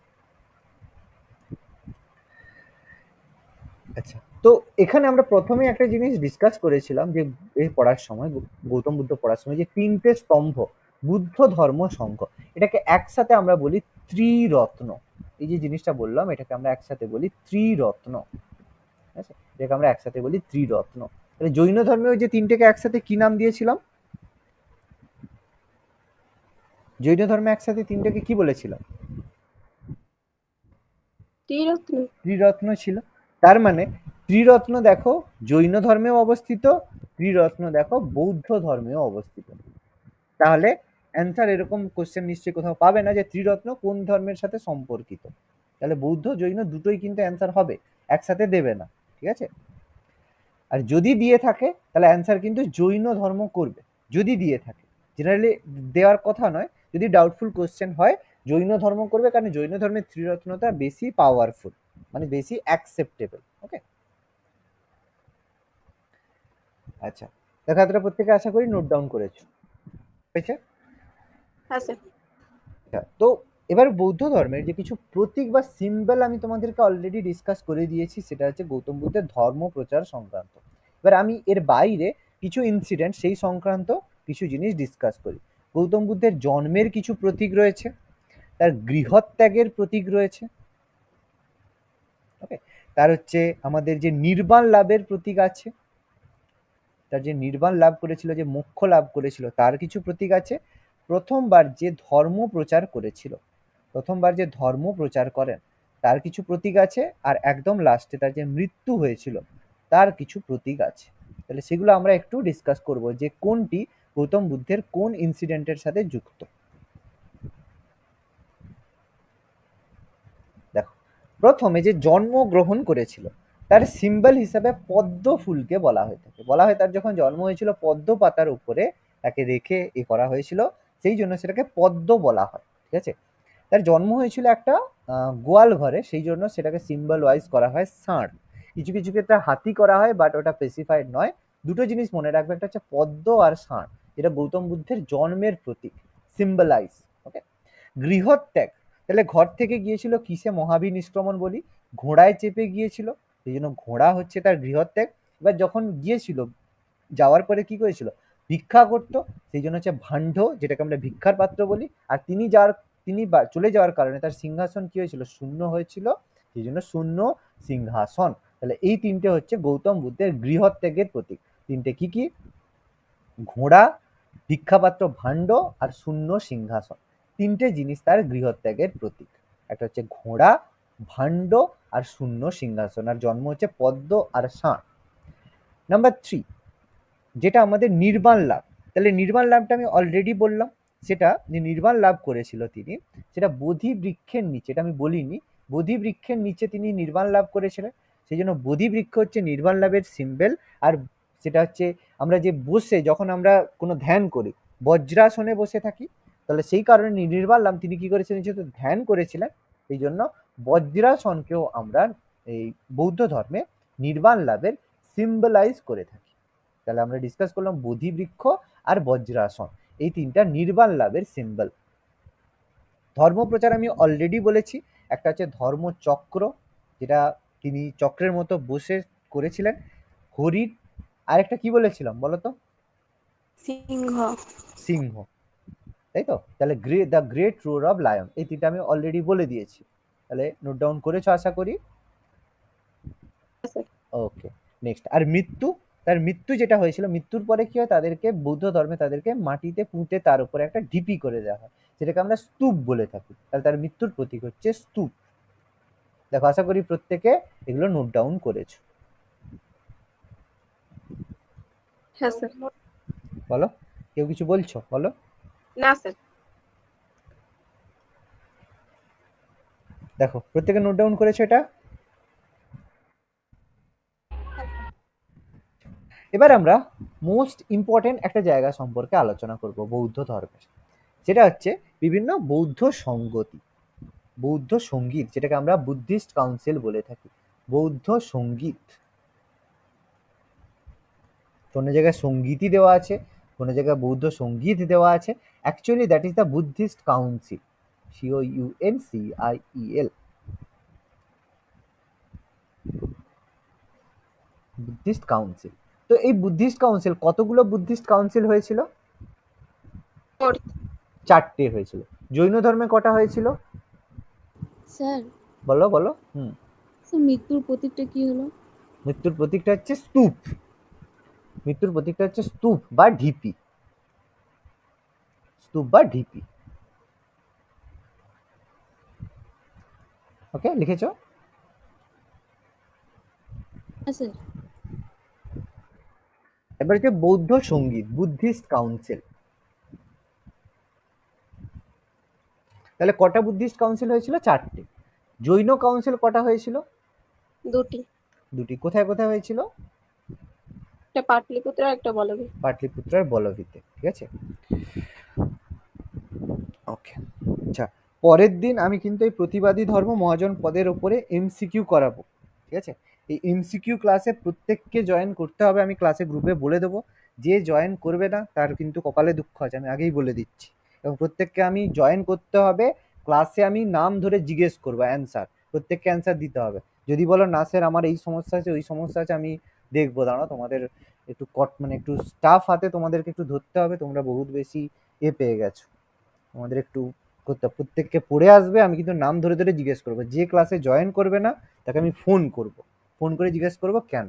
তোমরা প্রচুর বেশি ছাড় পেয়ে গেছো, এত লিবারেল হওয়াটাও তোমাদের জন্য ভালো না, ঠিক আছে। একটু তোমাদেরকে প্রেশার দিতে হবে, নাহলে তোমাদের হবে না, বলে দিচ্ছি আগে থেকে। দাঁড়াও, তোমাদের টেটের ব্যাচটাকেও একটু করেছি, তোমাদেরকেও একটু করতে হবে। তো প্রথম বৌদ্ধ সঙ্গীত, ফার্স্ট বুদ্ধিস্ট কাউন্সিল। প্রথম বুদ্ধিস্ট কাউন্সিল কোথায় হয়েছিল? বলো, প্রথম বুদ্ধিস্ট কাউন্সিল হয়েছিল কোথায়? রাজগৃহ। রাজগৃহতে হয়েছিল। প্রথম বুদ্ধিস্ট কাউন্সিল হয়েছিল রাজগৃহতে। Very good, that was very clear. তাহলে কার সময় রাজা কে ছিল? অজাতশত্রু। অজাতশত্রু। তাহলে অজাতশত্রু প্রথম জীবনে কিন্তু জৈন ছিল, তারপর তিনি বৌদ্ধ ধর্ম গ্রহণ করে প্রথম বৌদ্ধ সঙ্গতি আয়োজন করে। তাহলে রাজগৃহতে হয়েছিল। এবার রাজগৃহ তখন কি ছিল? মগধের রাজধানী ছিল, ক্যাপিটাল অফ মগধ, মগধের রাজধানী। একটু স্পেসিফিক ভাবে লিখে রাখবে যে রাজগৃহের কোথায় হয়েছিল, বলতে পারবে? এটা গুহা ছিল। যদি বলতে না পারো কোনো সমস্যা নেই, বলতে পারবে কোন গুহা? সপ্তপানি গুহা। সত্যপানি গুহা, ভেরি গুড। সত্যপানি গুহা, সত্যপানি গুহাতে এটা হয়েছিল, ঠিক আছে। সত্যপানি গুহাতে এই প্রথম বুদ্ধিস্ট কাউন্সিল বা ফার্স্ট বুদ্ধিস্ট কাউন্সিলটা হয়েছিল। এটা রাজার নাম ছিল অজাতশত্রু, রাজার নাম ছিল অজাতশত্রু। প্লেস কোথায় ছিল? রাজগৃহ। খুব ভালো করে জায়গাগুলো মনে রাখবে। সভাপতি কে ছিল? মহাকাশ্যপ। মহাকাশ্যপ। আমি অলরেডি একটু আগে শিক্ষা মানে পৃষ্ঠপোষকের মধ্যে মহাকাশ্যপের নামটা মেনশন করেছি। তো এই মহাকাশ্যপ ছিল যে এই ফার্স্ট বুদ্ধিস্ট কাউন্সিল বা প্রথম বৌদ্ধ সংগতির সভাপতি ছিল মহাকাশ্যপ। তাহলে এখান থেকে কি কি হয়েছিল? এই সময় আমরা যে ত্রিপিটকের যে প্রথম দুটো পাঠ, সেটা হচ্ছে সুক্ত পিটক আর বিনয় পিটক। সুক্ত পিটক আর বিনয় পিটক, যে দুটো পিটক, ত্রিপিটকের 3টে পাঠ আমি বললাম, তার মধ্যে প্রথম দুটো পাঠ সুক্ত পিটক আর বিনয় পিটক যেটা ছিল, সেই দুটো পিটককে কি করা হয়? এইখানে সংকলন করা হয়, ঠিক আছে, সংকলিত করা হয়, সংকলিত হয়। ওকে, তো জানি সুক্ত পিটক সংকলন কে করেছিল? আনন্দ। আর বিনয় পিটক? উপালি। উপালি। উপালি। এটা আমি অলরেডি কিন্তু লিখে দিয়েছি, তো তারপরে অ্যান্সার কিন্তু দেওয়া উচিত ছিল সবার। শুধু একজন, তো রিঙ্কুই অ্যান্সার করছে, বাকিরা কি ঘুমিয়ে গেছো নাকি? যাই হোক, ভালো। কতবার বলতে পারি, বেশি বলতে তো পারবো না, প্রত্যেকে যথেষ্ট এজেড রয়েছে, কিছু বললে গায়েও লেগে যাবে। যাই হোক, চেষ্টা করবে নিজেদের ভালোর জন্য। আচ্ছা, এবার যেটা বিষয়বস্তু আমি যেটা বলছি, এই যে সুক্ত পিটক আর বিনয় পিটকে, সুক্ত পিটকের বিষয়বস্তু কি ছিল? সুক্ত পিটকে ছিল যে বৌদ্ধ সন্ন্যাসীদের, সুক্ত পিটকে ছিল গৌতম বুদ্ধের বাণী। সুক্ত পিটকের বিষয়বস্তু হচ্ছে গৌতম বুদ্ধের যে বাণী, ঠিক আছে, গৌতম বুদ্ধের বাণীগুলিকে সংকলন করেছিল আনন্দ। এটা ছিল সুক্ত পিটকের বিষয়বস্তু। খুব ইম্পর্টেন্ট যে সুক্ত পিটকে কি নিয়ে আলোচনা করা রয়েছে? গৌতম বুদ্ধের বাণীগুলোকে আলোচনা করা হয়েছে সুক্ত পিটকে। আর বিনয় পিটকে আলোচনা করা রয়েছে যেসব বৌদ্ধ সন্ন্যাসী রয়েছে, বিভিন্ন বৌদ্ধ সন্ন্যাসী উপস্থিত রয়েছে বা অবস্থিত রয়েছে, তো সেই বৌদ্ধ সন্ন্যাসীদের পালনীয় কর্তব্য, যে অ্যাজ এ বৌদ্ধ সন্ন্যাসী তার কি কি পালনীয় কর্তব্য রয়েছে, সেই পালনীয় কর্তব্যগুলোকে মেনশন করা হয়েছে বিনয় পিটকে। খুব ইম্পর্টেন্ট। তো বিনয় পিটকে সংকলন করা হয়েছে গৌতম বুদ্ধের যে বৌদ্ধ সন্ন্যাসীদের পালনীয় কর্তব্য, দ্যাট ইজ বিনয় পিটক। গৌতম বুদ্ধের বাণীগুলো সেটা হচ্ছে সুক্ত পিটক। ওকে, আশা করি মনে থাকবে। তো এখানে সময় দেখো, যেটা আমাদের পরীক্ষায় খুব ইম্পর্টেন্ট ইনফরমেশন এসে থাকে, যে জাতকের গল্প, ঠিক আছে, জাতকের গল্প কিন্তু প্রথম থেকে গৌতম বুদ্ধের সময় থেকেই জাতকের গল্পগুলো ছিল। কিন্তু এই জাতকের গল্পগুলিকে, জাতকের যে গল্পগুলি রয়েছে, জাতকের গল্পগুলিকে বৌদ্ধ ধর্মগ্রন্থের অন্তর্ভুক্ত করা হয় কোন বৌদ্ধ সংগতিতে, ঠিক আছে, খুব ইম্পর্টেন্ট, বৌদ্ধ গ্রন্থের অন্তর্ভুক্ত করা হয়, অন্তর্ভুক্ত করা হয় কোন কোন বৌদ্ধ সংগীতিতে, প্রথম বৌদ্ধ সংগীতি। মনে থাকবে, জাতকের গল্পগুলিকে বৌদ্ধ গ্রন্থের সংকলিত করা হয়, বৌদ্ধ গ্রন্থের অন্তর্ভুক্ত করা হয় কোন জৈন বৌদ্ধ সংগতিতে, ফার্স্ট বুদ্ধিস্ট কাউন্সিল। দেখো, এতটা আশা করি প্রত্যেকে নোট ডাউন করেছো। ওকে, সালটা আমি একটু বলে দিচ্ছি, 483, 483 থেকে 487, মানে সরি একটু উল্টো লিখবে, 487 থেকে 483, ব্যাকওয়ার্ডে আছে তো, 487 থেকে 483। দেখো, আশা করি প্রত্যেকে নোট ডাউন করেছো। হয়েছে? হ্যাঁ স্যার। তাহলে আমি পরেরটার দিকে এগোচ্ছি, ঠিক আছে, পরেরটা আমি এগোচ্ছি। সেকেন্ড বুদ্ধিস্ট কাউন্সিল, দ্বিতীয় বৌদ্ধ সংগতি, সেকেন্ড বুদ্ধিস্ট কাউন্সিল। তাহলে দ্বিতীয় বৌদ্ধ সংগতিটা কোথায় হলো? বৈশালী। তাহলে দ্বিতীয় বৌদ্ধ সংগতিটা হলো আমাদের বৈশালীতে। ভালো কথা। তো রাজা কে ছিল? কালাশোক। কালাশোক। তাহলে আমরা জানি কালাশোক, বা যাকে আমরা কাক বর্ণ বলে থাকি, কালাশোক বা কাক বর্ণ। আচ্ছা, কোন বংশের রাজা ছিল কালাশোক? শিশুনাগ বংশ। শিশুনাগ বংশ। একজনই পড়ছে, বাকিরা কি পড়নি একদম? তো রিঙ্কু অ্যান্সার করছে, বাকিদের কোনো অ্যান্সার নেই। কি বলবো বলো তো, খারাপ লাগছে। অ্যান্সার করবে এগুলো। আচ্ছা ঠিক আছে। তো দ্বিতীয় বৌদ্ধ সংগতি এটা হচ্ছে বৈশালীতে হয়েছিল। তাহলে কালাশোক বা কাক বর্ণের সময় এটা হয়েছিল। সভাপতির নাম কে ছিল? তার নাম ছিল সবাকমি, ঠিক আছে, তার নাম ছিল সবাকামি বা সবাকামি বা সবকামি, যা বলবে সব ঠিক, ঠিক আছে। যেটাকে আবার অনেক সময় সবাকামি বা যাকে বলা হয় যশ, ঠিক আছে, যশ নামেও অনেক সময় বলা হয়। অপশনে সবাকামির নাম মেনশন না করে বলে দিল যশ, যশ নামেও তাকে কিন্তু ডাকা হয়ে থাকে। একই ব্যক্তি, যেটাই সবাকামি সেটাই হচ্ছে যশ, ঠিক আছে। অনেক সময় অপশনটাকে একটু চেঞ্জ করে দেয়, তো সেই কারণে একটু মাথায় রাখতে হবে, সবাকামি বা যশ। তো তিনি ছিলেন দ্বিতীয় বৌদ্ধ সংগতির সেকেন্ড বুদ্ধিস্ট কাউন্সিল, তার সভাপতিত্বে হয়েছিল। আচ্ছা, বৈশালীর স্পেসিফিক একটা জায়গা ছিল, তার নাম ছিল বালুকারাম, ঠিক আছে। বালুকারামে এই বৌদ্ধ সেকেন্ড বুদ্ধিস্ট কাউন্সিলটা হয়েছিল। আমি একটু ভিতরে একটু স্পেসিফিক ভাবে ইনফরমেশন তোমাদেরকে দিয়ে দিচ্ছি। তাহলে এই বৌদ্ধ সংগতিতে কি হয়েছিল? এই বৌদ্ধ সংগতিতে আলোচনার এই সংগতিতে যেহেতু যে সুক্ত পিটক আর হচ্ছে বিনয় পিটকের কথা বলেছিলাম, এই যে বিনয় পিটক কিন্তু এখানে আগেরটায় কমপ্লিট করা হয়নি, ঠিক আছে। ওখানে বিনয় মানে উপালি ওটাকে তুই লিখেছিল, কিন্তু ওটা কিন্তু কমপ্লিট হয়নি সেই সময়। তো বিনয় পিটক যেটা কমপ্লিট হলো, এটা হচ্ছে দ্বিতীয় বৌদ্ধ সংগতিতে কমপ্লিট হলো। এই জন্য দ্বিতীয় বৌদ্ধ সংগতিকে বলা হয় অনেক ক্ষেত্রে বিনয় সংগতিও বলা হয়। এই জন্য এখানে এটাকে আমরা বিনয় সঙ্গীতি বলি।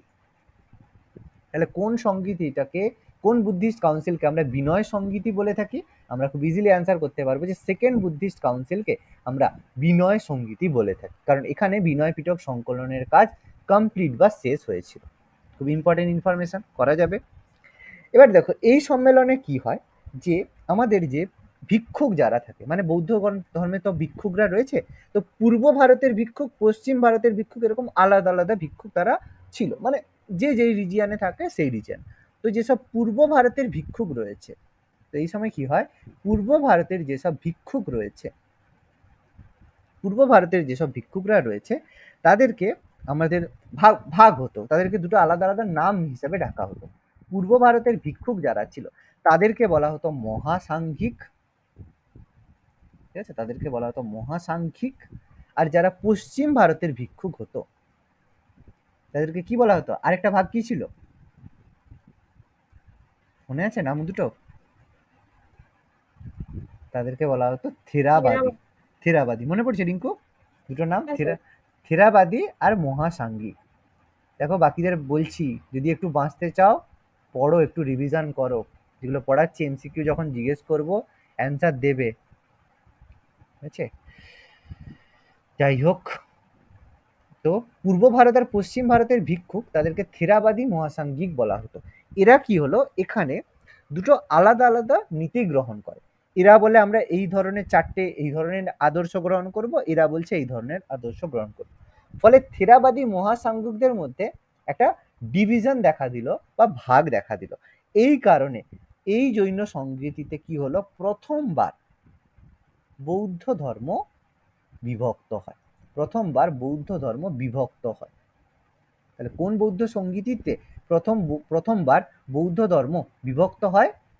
দ্বিতীয় বৌদ্ধ সংগীতিতে। দেখো আশা করি প্রত্যেকের মাথায় ঢুকেছে। ওকে, তাহলে এই যে ভাগটা হয়, এখান থেকে আমাদের এই যে থেরাবাদী মহাসাংঘিক দুটো ভাগ হয়ে গেল। এবার দুজনের মধ্যে মানে প্রিন্সিপাল কি ছিল, যারা এই যে মহাসাংঘিক ছিল, পূর্ব ভারতের ছিল, তারা চাইতো কি পরিবর্তন চাইতো, ঠিক আছে, তারা চাইতো পরিবর্তন, যেটা চলছে গৌতম বুদ্ধি যেরকম চলছে তারা পরিবর্তন চাইতো, এই জন্য তাদেরকে বলা হতো পরিবর্তনপন্থী। মহাসাংঘিকরা ছিল পরিবর্তনের পক্ষে, সেই জন্য তাদেরকে বলা হতো পরিবর্তনপন্থী, তারা পরিবর্তন চাইতো। আর যারা থেরাবাদী ছিল, পশ্চিম ভারতের ছিল, তারা পরিবর্তন চাইতো না, সেই জন্য তাদেরকে বলা হতো সনাতনপন্থী, সেই জন্য তাদেরকে বলা হতো সনাতন। এই যে বলা হয় সনাতন হিন্দু ধর্ম, সনাতন হিন্দু ধর্ম সেন্স ইনসেন্স সব কেন বলা হয়, তার মানে কি হিন্দু ধর্মের প্রথম থেকে যে রিচুয়াল ছিল বা যাই ছিল সেগুলোকে যারা মেনটেন করতে চায়, মানে হিন্দু ধর্মকে মানে নতুন ভাবে করতে না চায়, তখন তাদেরকে সনাতন বলা হয়। তাহলে সনাতনপন্থী যাদেরকে, তাদেরকে থেরাবাদী বলা হতো, আর যারা পরিবর্তন চাইতো তাদেরকে মহাসাংঘিক বলা হতো। ওকে, এইরকম ভাবে তারা 18টা ভাগে ভাগ হয়েছিল, টোটাল 18টা সম্প্রদায়ে ভাগ হয়েছিল। এই 18টার মধ্যে থেরাবাদী যারা ছিল, থেরাবাদী মানে সনাতনপন্থী, এদের কাছে ছিল 11টা, এরা ছিল বৃহত্তম। আর মহাজনপন্থী মানে যারা মহাসাংঘিক ছিল তাদের কাছে ছিল 7টা। এরকম 18টা সম্প্রদায়ে তারা বিভাজিত হয়েছিল, 11 আর 7। ওকে, বোঝা গেছে? দেখো এত অব্দি আশা করি প্রত্যেকে বুঝতে পেরেছো। হ্যাঁ স্যার। ঠিক আছে, ক্লিয়ারলি জিনিসগুলো একটু ভালো করে দেখবে। কেন একটু ভালো করে বলছি, তোমরা শুধু প্রিলিমিনারির জন্য পড়াশোনা কিন্তু করছো না, একটু ভালো করে মেন্স লেভেলেরও আমাদের তৈরি করে রাখতে হবে। ঠিক আছে, কোশ্চেন কিন্তু আগের মতো এত সিম্পল দিচ্ছে না, এই জন্য আমাদের একটু তৈরি হয়ে থাকতে হবে এক্সট্রা জিনিসের জন্য। দেখো আশা করি এতটা নোট ডাউন করেছো সবাই। হ্যাঁ স্যার। ওকে, নেক্সট তৃতীয় বৌদ্ধ সংগীতি, থার্ড বুদ্ধিস্ট কাউন্সিল কোথায় হলো? পাটলিপুত্র। তাহলে তৃতীয় বৌদ্ধ সংগতি হলো আমাদের পাটলিপুত্র। আচ্ছা, এখানে প্রথমে সালটা এটা বলে দিই, এটা হয়েছিল 387 থেকে 383, 387 থেকে 383, 387 থেকে 383, মানে প্রায় 100 বছর পরে, 100 ইয়ার্স। ওকে, তো থার্ড বুদ্ধিস্ট কাউন্সিল, তৃতীয় বৌদ্ধ সংগতি, এটা হলো 250 250 বিসি, 250 খ্রিস্টপূর্বাব্দে হয়েছিল। এটা 250 খ্রিস্টপূর্বাব্দে হলো থার্ড বুদ্ধিস্ট কাউন্সিল, তৃতীয় বৌদ্ধ সংগতি হলো এখানে। তাহলে কোথায় হলো? পাটলিপুত্রতে। তাহলে কার সময় হয়েছিল পাটলিপুত্রতে? অশোক। রাজা অশোকের সময় হয়েছিল, মৌর্য বংশের শ্রেষ্ঠ সম্রাট অশোকের সময় হয়েছিল থার্ড বুদ্ধিস্ট কাউন্সিল। তাহলে এখানে পাটলিপুত্রে কোথায় হয়েছিল? পাটলিপুত্রের এক জায়গাটার নাম ছিল স্পেসিফিক্যালি, তার নাম ছিল রাজাকারাম। ওকে, জায়গাটার নাম মনে রাখবে, রাজাকারাম। রাজাকারাম জায়গাতে পাটলিপুত্রের থার্ড বুদ্ধিস্ট কাউন্সিল, তৃতীয় বৌদ্ধ সংগতিটা অনুষ্ঠিত হয়েছিল। কোথায়? পাটলিপুত্রের রাজাকারামে। কার সময় হয়েছিল? সম্রাট অশোকের সময়ে হয়েছিল। রাজা কারামে সম্রাট অশোকের সময় তৃতীয় বৌদ্ধ সংগতি হয়। সভাপতি ছিল মঙ্গলীপুত্র তিস্য। ওকে, সভাপতি, যাকে আমরা উপগুপ্ত নামেও পরিচিত। তিনি আমাদের কাছে উপগুপ্ত নামেও পরিচিত। খুব ইম্পর্টেন্ট ইনফরমেশন। তাহলে সভাপতি ছিল মঙ্গলীপুত্র তিস্য, যিনি আমাদের কাছে ফেমাস বা পরিচিত উপগুপ্ত নামে। তিনি ছিলেন তৃতীয় বৌদ্ধ সংগতি বা থার্ড বুদ্ধিস্ট কাউন্সিলের সভাপতি। এখানে কি হলো? থার্ড বুদ্ধিস্ট কাউন্সিলে কি হলো? থার্ড বুদ্ধিস্ট কাউন্সিলে প্রথমে কি হলো, যে এর আগে যে থেরাবাদী মহাসাঙ্গিক যে ডিভিশনটা হলো, বৌদ্ধ ধর্মে দেখলাম দুটো ডিভিশন হয়েছিল, থেরাবাদী মহাসাঙ্গিক, সেই ডিভিশনটা চরম আকার ধারণ করেছিল। যে এরপরে যে দুটো যে ডিভিশন ছিল, দুজনের মধ্যে দেখো প্রায় মতবিরোধ দেখা দিচ্ছিল। এই জন্য তিস্য সাজেস্ট করলো যে ওদেরকে একসাথে নিয়ে এসে বসিয়ে আলোচনা করে যাতে ওদের মধ্যে বিভেদকে দূর করা যায়, সেই উদ্দেশ্যে থার্ড বুদ্ধিস্ট কাউন্সিলটা করা হয়েছিল। পাটলিপুত্রেতে আয়োজন করলো অশোক। এখানে কি হয়, যে দুটো যে পার্ট ছিল থেরাবাদী মহাসাঙ্গিকদের মধ্যে, এই যে থেরাবাদীদেরকে কি হয়, প্রাধান্য দেওয়া হয়। তাহলে থেরাবাদীরা কি হয়, প্রাধান্য পায়। থার্ড বুদ্ধিস্ট কাউন্সিলে কারা প্রাধান্য পায়? থেরাবাদীরা প্রাধান্য পায়। তো ভালো কথা, সুন্দর জিনিস, থেরাবাদীরা এখানে প্রাধান্য পেয়ে গেল। তো এখান থেকে এর বিষয়বস্তু বা এর জাস্টিফিকেশন কি? ত্রিপিটকের যে লাস্ট পার্ট, সেটা কি ছিল? অভিধম্ম পিটক। অভিধম্ম পিটক আমরা জানি, ত্রিপিটকের শেষ পার্ট ছিল অভিধম্ম পিটক। সেই যে অভিধম্ম পিটককে সংকলন করা হয় এই থার্ড বুদ্ধিস্ট কাউন্সিল। তাহলে কে সংকলন করেছিল অভিধম্ম পিটককে? বসু বন্ধু। বসু বন্ধু। ঠিক আছে, তাহলে এই বসু বন্ধু কি করে প্রথমে, কিন্তু এই বসু বন্ধু কিন্তু কনিষ্কের দরবারে ছিল। ত্রিপিটকের সংকলন এখানে হয়েছিল, কিন্তু বসু বন্ধু কি করেছিল? কনিষ্কের, মানে ফোর্থ বুদ্ধিস্ট কাউন্সিলের সময় এটাকে কিন্তু জাস্টিফিকেশন বা রিপ্রেজেন্ট করা হয়, যে পুরোটা রিপ্রেজেন্ট করা হয় ফোর্থ বুদ্ধিস্ট কাউন্সিলে। তৈরি করা হয়েছিল এখানে অভিধম্ম পিটক।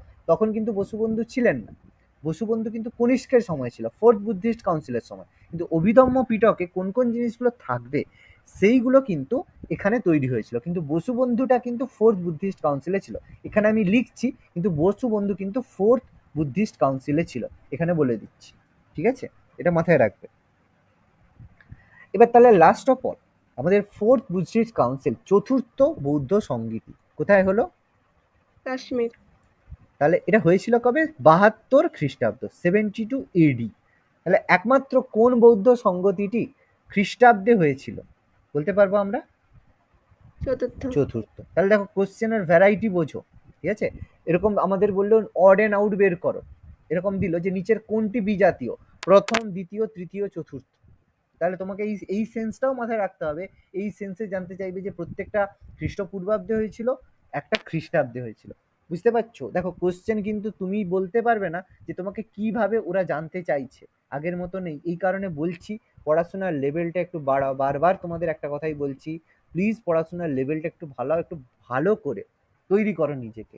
ঠিক আছে, নাহলে কিন্তু সমস্যা হবে। কোশ্চেন যখন দেখবে এক্সাম দিবে, এখন কিন্তু আগের মতো সেই পাতি কোশ্চেন কিন্তু দিচ্ছে না।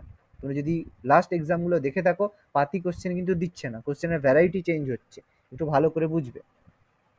তো ফোর্থ বুদ্ধিস্ট কাউন্সিলটা হয়েছিল কোথায়? বলা হয় জেনারেলি এটা হয়েছিল পুরুষপুর বা পেশোয়ার, এটা জেনারেলি বলা হয়ে থাকে।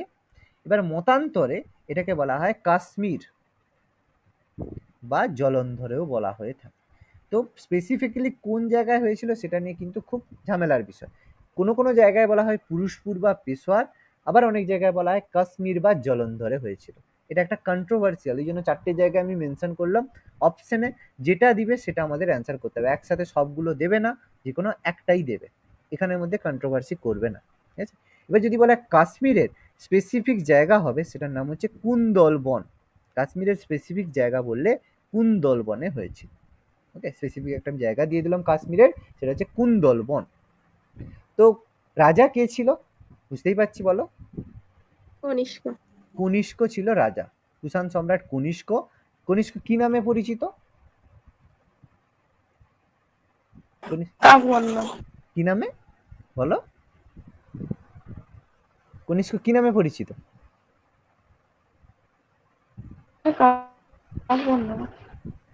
কেউ শুনতে পেলে কি বললো? না স্যার। আচ্ছা, কাকবর্ণ বললো স্যার। কাকবর্ণ, হায় হরি, কি বলছো? কনিষ্ককে কি বলা হয়? দ্বিতীয় অশোক বলা হয়। হ্যাঁ স্যার। আর কি বলা হয়? কনিষ্ক নিজেকে কি বলতেন? তিনি নিজেকে বলতেন দেবপুত্র। ঠিক আছে, কনিষ্ক নিজেকে দেবপুত্র বলে ডিক্লেয়ার করতেন। আর অশোক নিজেকে কি বলে ডিক্লেয়ার করতেন? শুধু অশোক প্রিয়- প্রিয়দর্শী। প্রিয়দর্শী রাজা বা দেবনাং প্রিয় প্রিয়দর্শী। অশোক নিজেকে প্রিয়দর্শী বলতেন।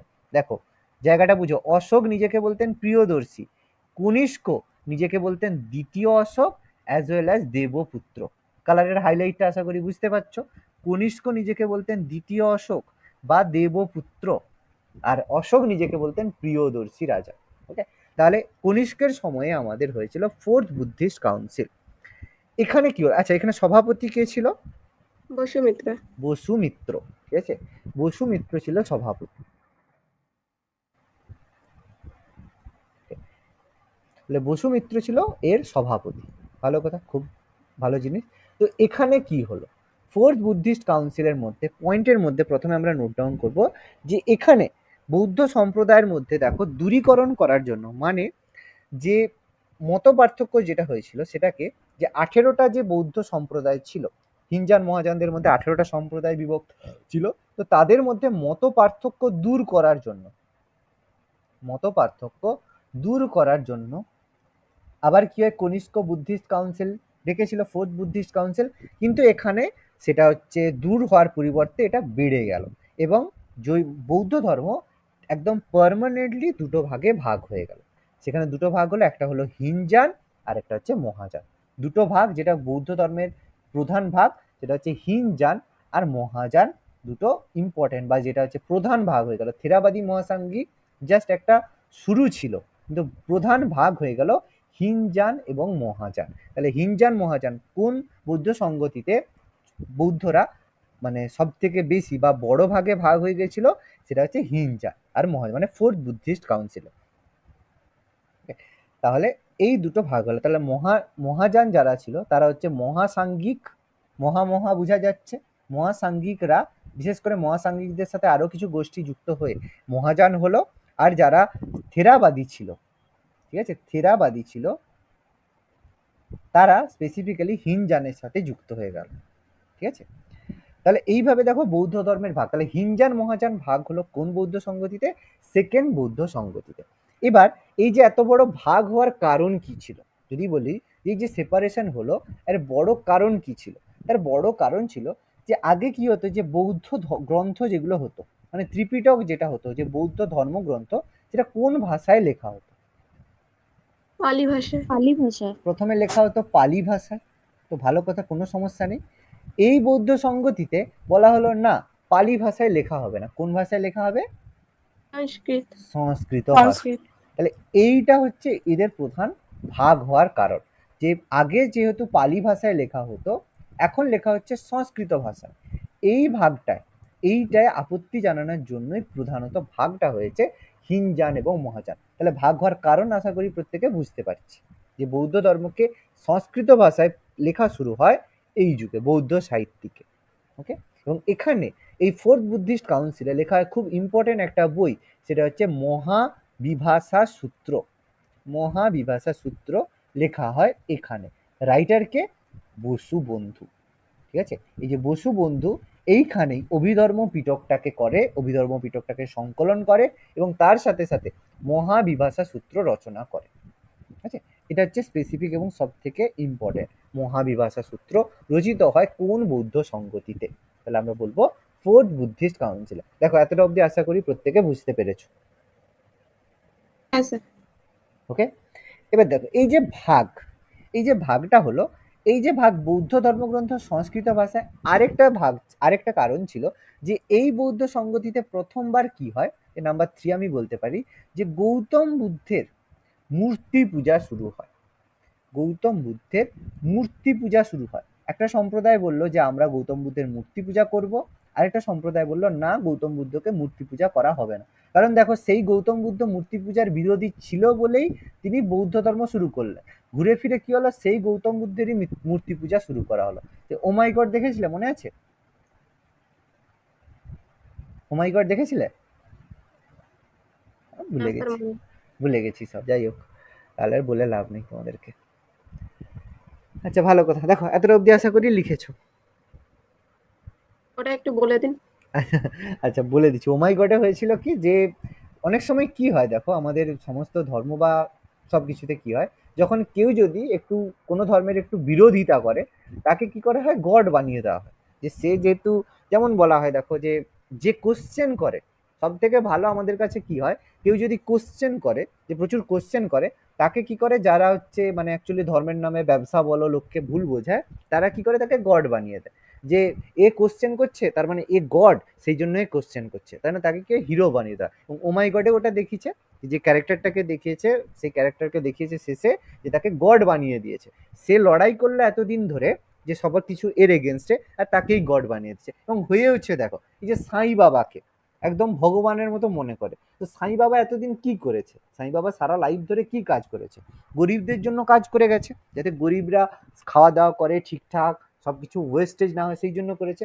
এখন সাই বাবাকে কি করে দিচ্ছে, ভগবান করে দিচ্ছে। কি এটা কি সাই বাবা কি বলে গেছিল আমি ভগবান? এটা লোকের জন্য কাজ করে গেছে, কিন্তু লোকেরা কি করছে, নিজেদের প্রফিটের জন্য সাই বাবাকে ভগবান বানিয়ে দিয়েছে। ঠিক আছে, এইটা হচ্ছে ব্যাপার। মানে আমরা কি, বুঝতেই তো পারছো আমাদের যাচ্ছে তাই রকমের চিন্তা ভাবনা, আর বলে লাভ নেই। ঠিক আছে, দেখো এতটা আশা করি নোট ডাউন করেছো। হ্যাঁ স্যার। ওকে, চলো তাহলে 4টে বুদ্ধিস্ট কাউন্সিল আমরা ভালো করে ডিসকাস করে নিলাম। আচ্ছা, এবার লাস্ট, এবার আমি লাস্ট একটা জিনিস আলোচনা করে দিচ্ছি। সেটা হচ্ছে যে আমাদের যে দুটো ভাগ বললাম, হীনযান আর মহাযান। হীনযান আর মহাযান, এই যে দুটো ভাগ বললাম, ঠিক আছে, এদের দুটো কথা আমি শুধু ছোট্ট করে দুটো কথা বলে দিচ্ছি হীনযান এবং মহাযান সম্পর্কে। তো এই হীনযান যারা ছিল, যারা এই হীনযান ছিল, এরা ছিল গৌতম বুদ্ধের মূর্তি পূজার বিরোধী। এরা ছিল গৌতম বুদ্ধের মূর্তি পুজোর বিরোধী। এটা ছিল বিরোধী, ভালো করে বুঝবে। আর যারা মহাযান ছিল, তারা ছিল গৌতম বুদ্ধের মূর্তি পূজার পক্ষে।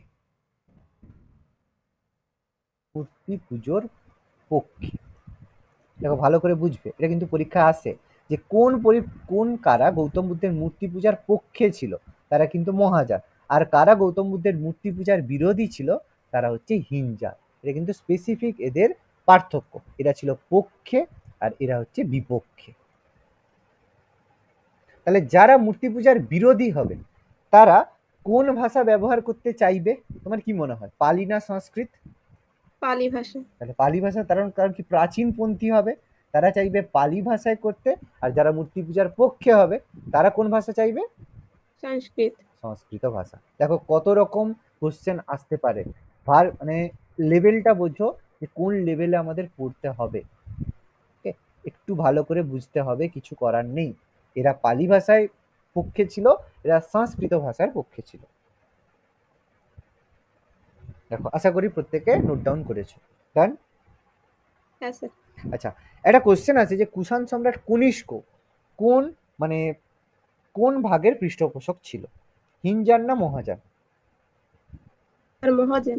মহাযান। তাহলে কনিষ্ক কিন্তু মহাযান পন্থী ছিলেন, একটু নোট ডাউন করে রাখবে। মহারাজা কনিষ্ক তিনি কিন্তু মহাযান পন্থীর ফলোয়ার ছিলেন, হীনযান নয়।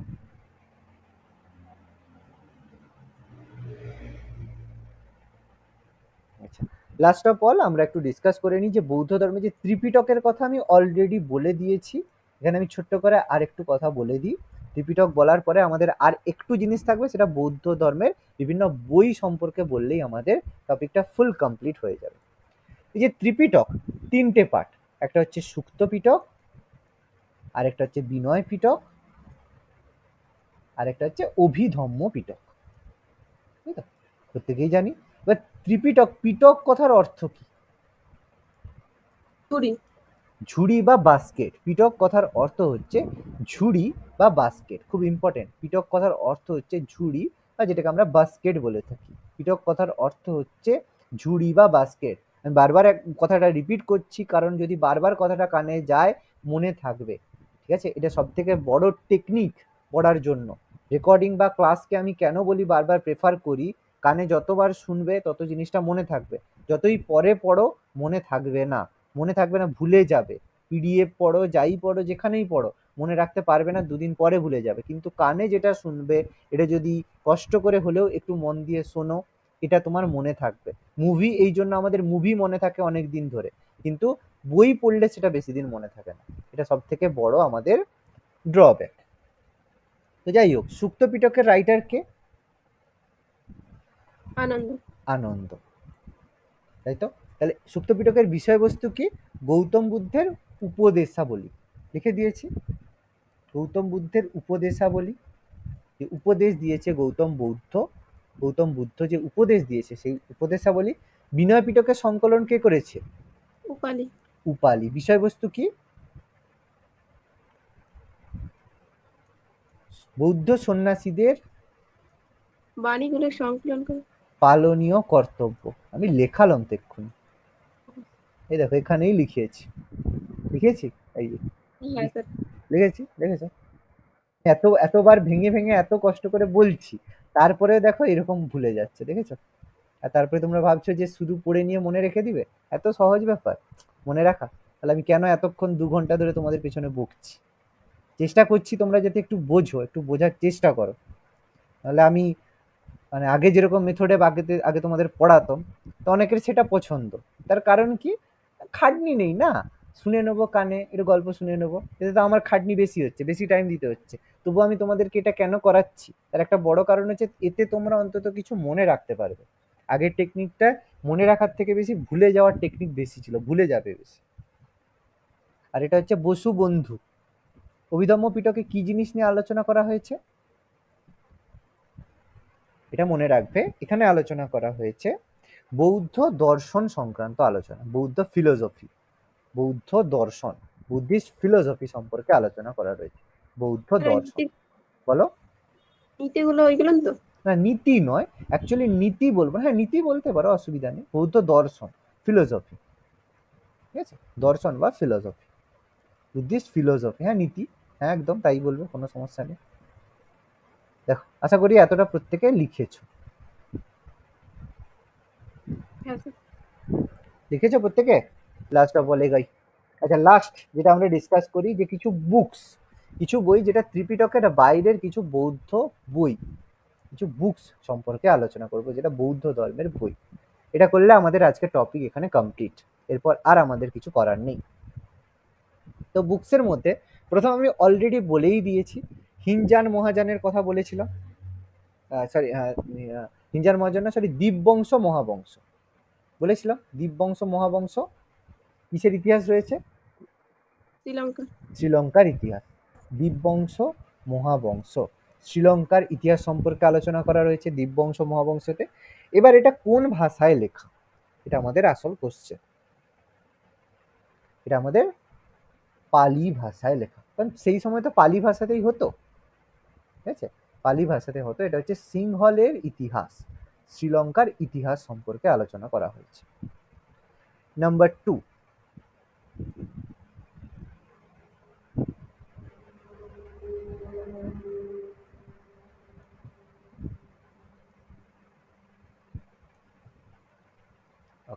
Number 2,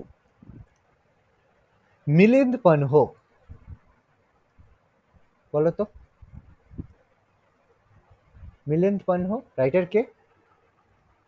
Linda. কে? মিনান্দার? হ্যাঁ স্যার। মিনান্দার রাইটার ছিল? মিনান্দার রাজা ছিল। দেখো, রাইটারটা হচ্ছে, জামান নাবিক। রাইটারটার নাম হচ্ছে নাগ সেন, বৌদ্ধ পণ্ডিত নাগ সেন, ঠিক আছে? এবার মিনান্দার কথাটা যে বললে, ঠিকই বলেছো। কি বলেছো? জিনিসটা কি ছিল? এই নাগ সেনের সঙ্গে মিনান্দারের কথোপকথন, মানে কনভারসেশন। কেন কথা বলেছিল?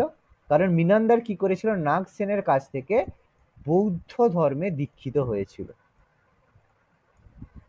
এই জন্য আমাদের মিনান্দার নাগ সেনের সঙ্গে যে কথোপকথন, কথা বলেছিল বৌদ্ধ ধর্ম সংক্রান্তিত, সেগুলো অ্যাজ এ কনভারসেশন ফর্মে লেখা রয়েছে কোথায়?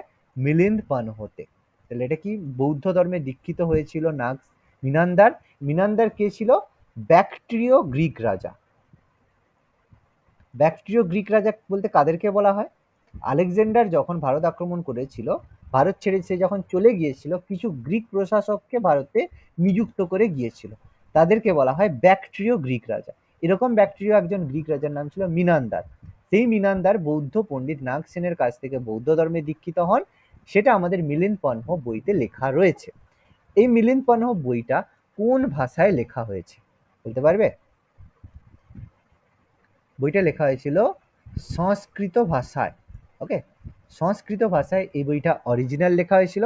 এটাকে পরে অনুবাদ করা হয়েছে কোন ভাষায়? পালি ভাষায়। কোথায় অনুবাদ করা হয় পালি ভাষায়? শ্রীলঙ্কাতে।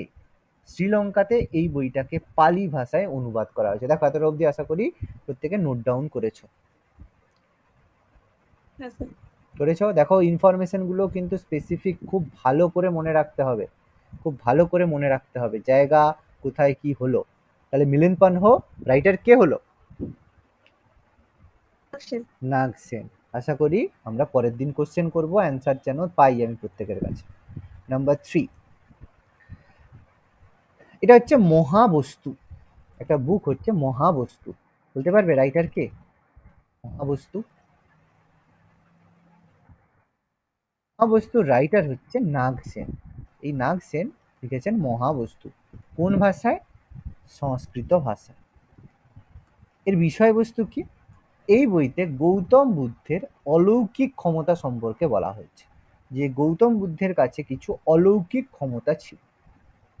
এটা অলৌকিকত্ব। যে কি বলা হতো, গৌতম বুদ্ধের কাছে কেউ যদি যেত, যে বলতো আমার এই কষ্ট হচ্ছে, এই হচ্ছে, গৌতম বুদ্ধ তাকে টাচ করলে, অনেককেই নাকি টাচ করেছে, এরকম টাচ করার সাথে সাথে তার নাকি সমস্ত দুর্দশা, মানে তার যে কষ্ট, সেগুলো নাকি লাঘব হয়েছে। তো এরকম অনেক রকম অলৌকিকত্ব সম্পর্কে আলোচনা করা হয়েছে মহাবস্তু বইতে, যার রাইটার হচ্ছে নাগসেন। ওকে, দেখো এতটুকু আশা করি লিখেছো। আচ্ছা, নেক্সট একটা বই হচ্ছে, আমরা অলরেডি বলে দিয়েছি, বুদ্ধচরিত। রাইটার কে? রাইটার কে? অশ্ব ঘোষ। কোন ভাষায় লেখা? সংস্কৃত ভাষায় লেখা। বিষয়বস্তু কি? প্রথমেই বলেছি।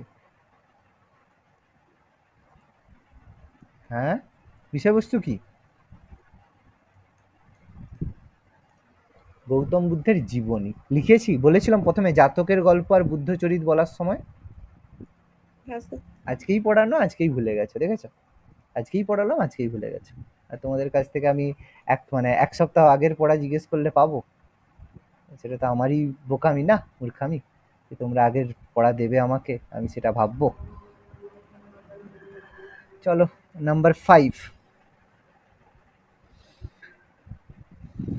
মাধ্যমিক সূত্র।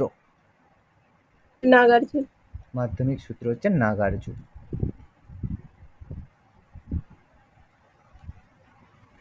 কোন ভাষায় লেখা? সংস্কৃত ভাষায় লেখা। এটাকে আমাদের শূন্যতাবাদের তত্ত্ব বলা হয়, শূন্যতাবাদের তত্ত্ব। এই নাগার্জুনকে কি বলা হয়? ডাকনাম? জিকে ক্লাসে বলেছিলাম নাগার্জুনকে কি বলা হয়।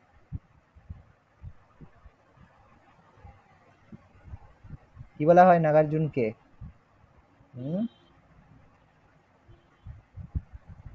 থিওরি ছিল, রিলেটিভিটি থিওরি। কাজ ছিল? এখনো বলতে পারবে না? রিলেটিভিটি তত্ত্বের জন্য কে ফেমাস হয়েছে আমাদের ইতিহাসে, সায়েন্সে? আইনস্টাইন রে, আইনস্টাইন বাবু, আইনস্টাইন। ভারতের আইনস্টাইন বলা হয় নাগার্জুনকে। মনে পড়ছে একটু? খুব খারাপ অবস্থা, খুব খারাপ অবস্থা। একটু পড়ো বাবা, একটু পড়ো, একটু পড়ো। খুব খারাপ অবস্থায় পড়ছো, একটু রিভিশন হচ্ছে না। যাই হোক, এটা আমাদের আজকে টপিক কমপ্লিট। পরের দিন পড়া কি পাবো প্রত্যেকের কাছে? হ্যাঁ স্যার। আচ্ছা, দেখা যাক পড়া কতটা দিতে পারো। আশা করছি দেবে, না দিলে আমি কি বলবো। অনলাইনে তো আর ফোনের ভিতরে ঢুকে কিছু বলতে পারবো না। যাই হোক, ঠিক আছে, আজকে তাহলে আমাদের এতটাই রইলো। পরের দিন আমরা এর পরের এমসিকিউ ডিসকাস করবো পুরোটা, তারপর আমরা নেক্সট টপিকে যাব। ওকে।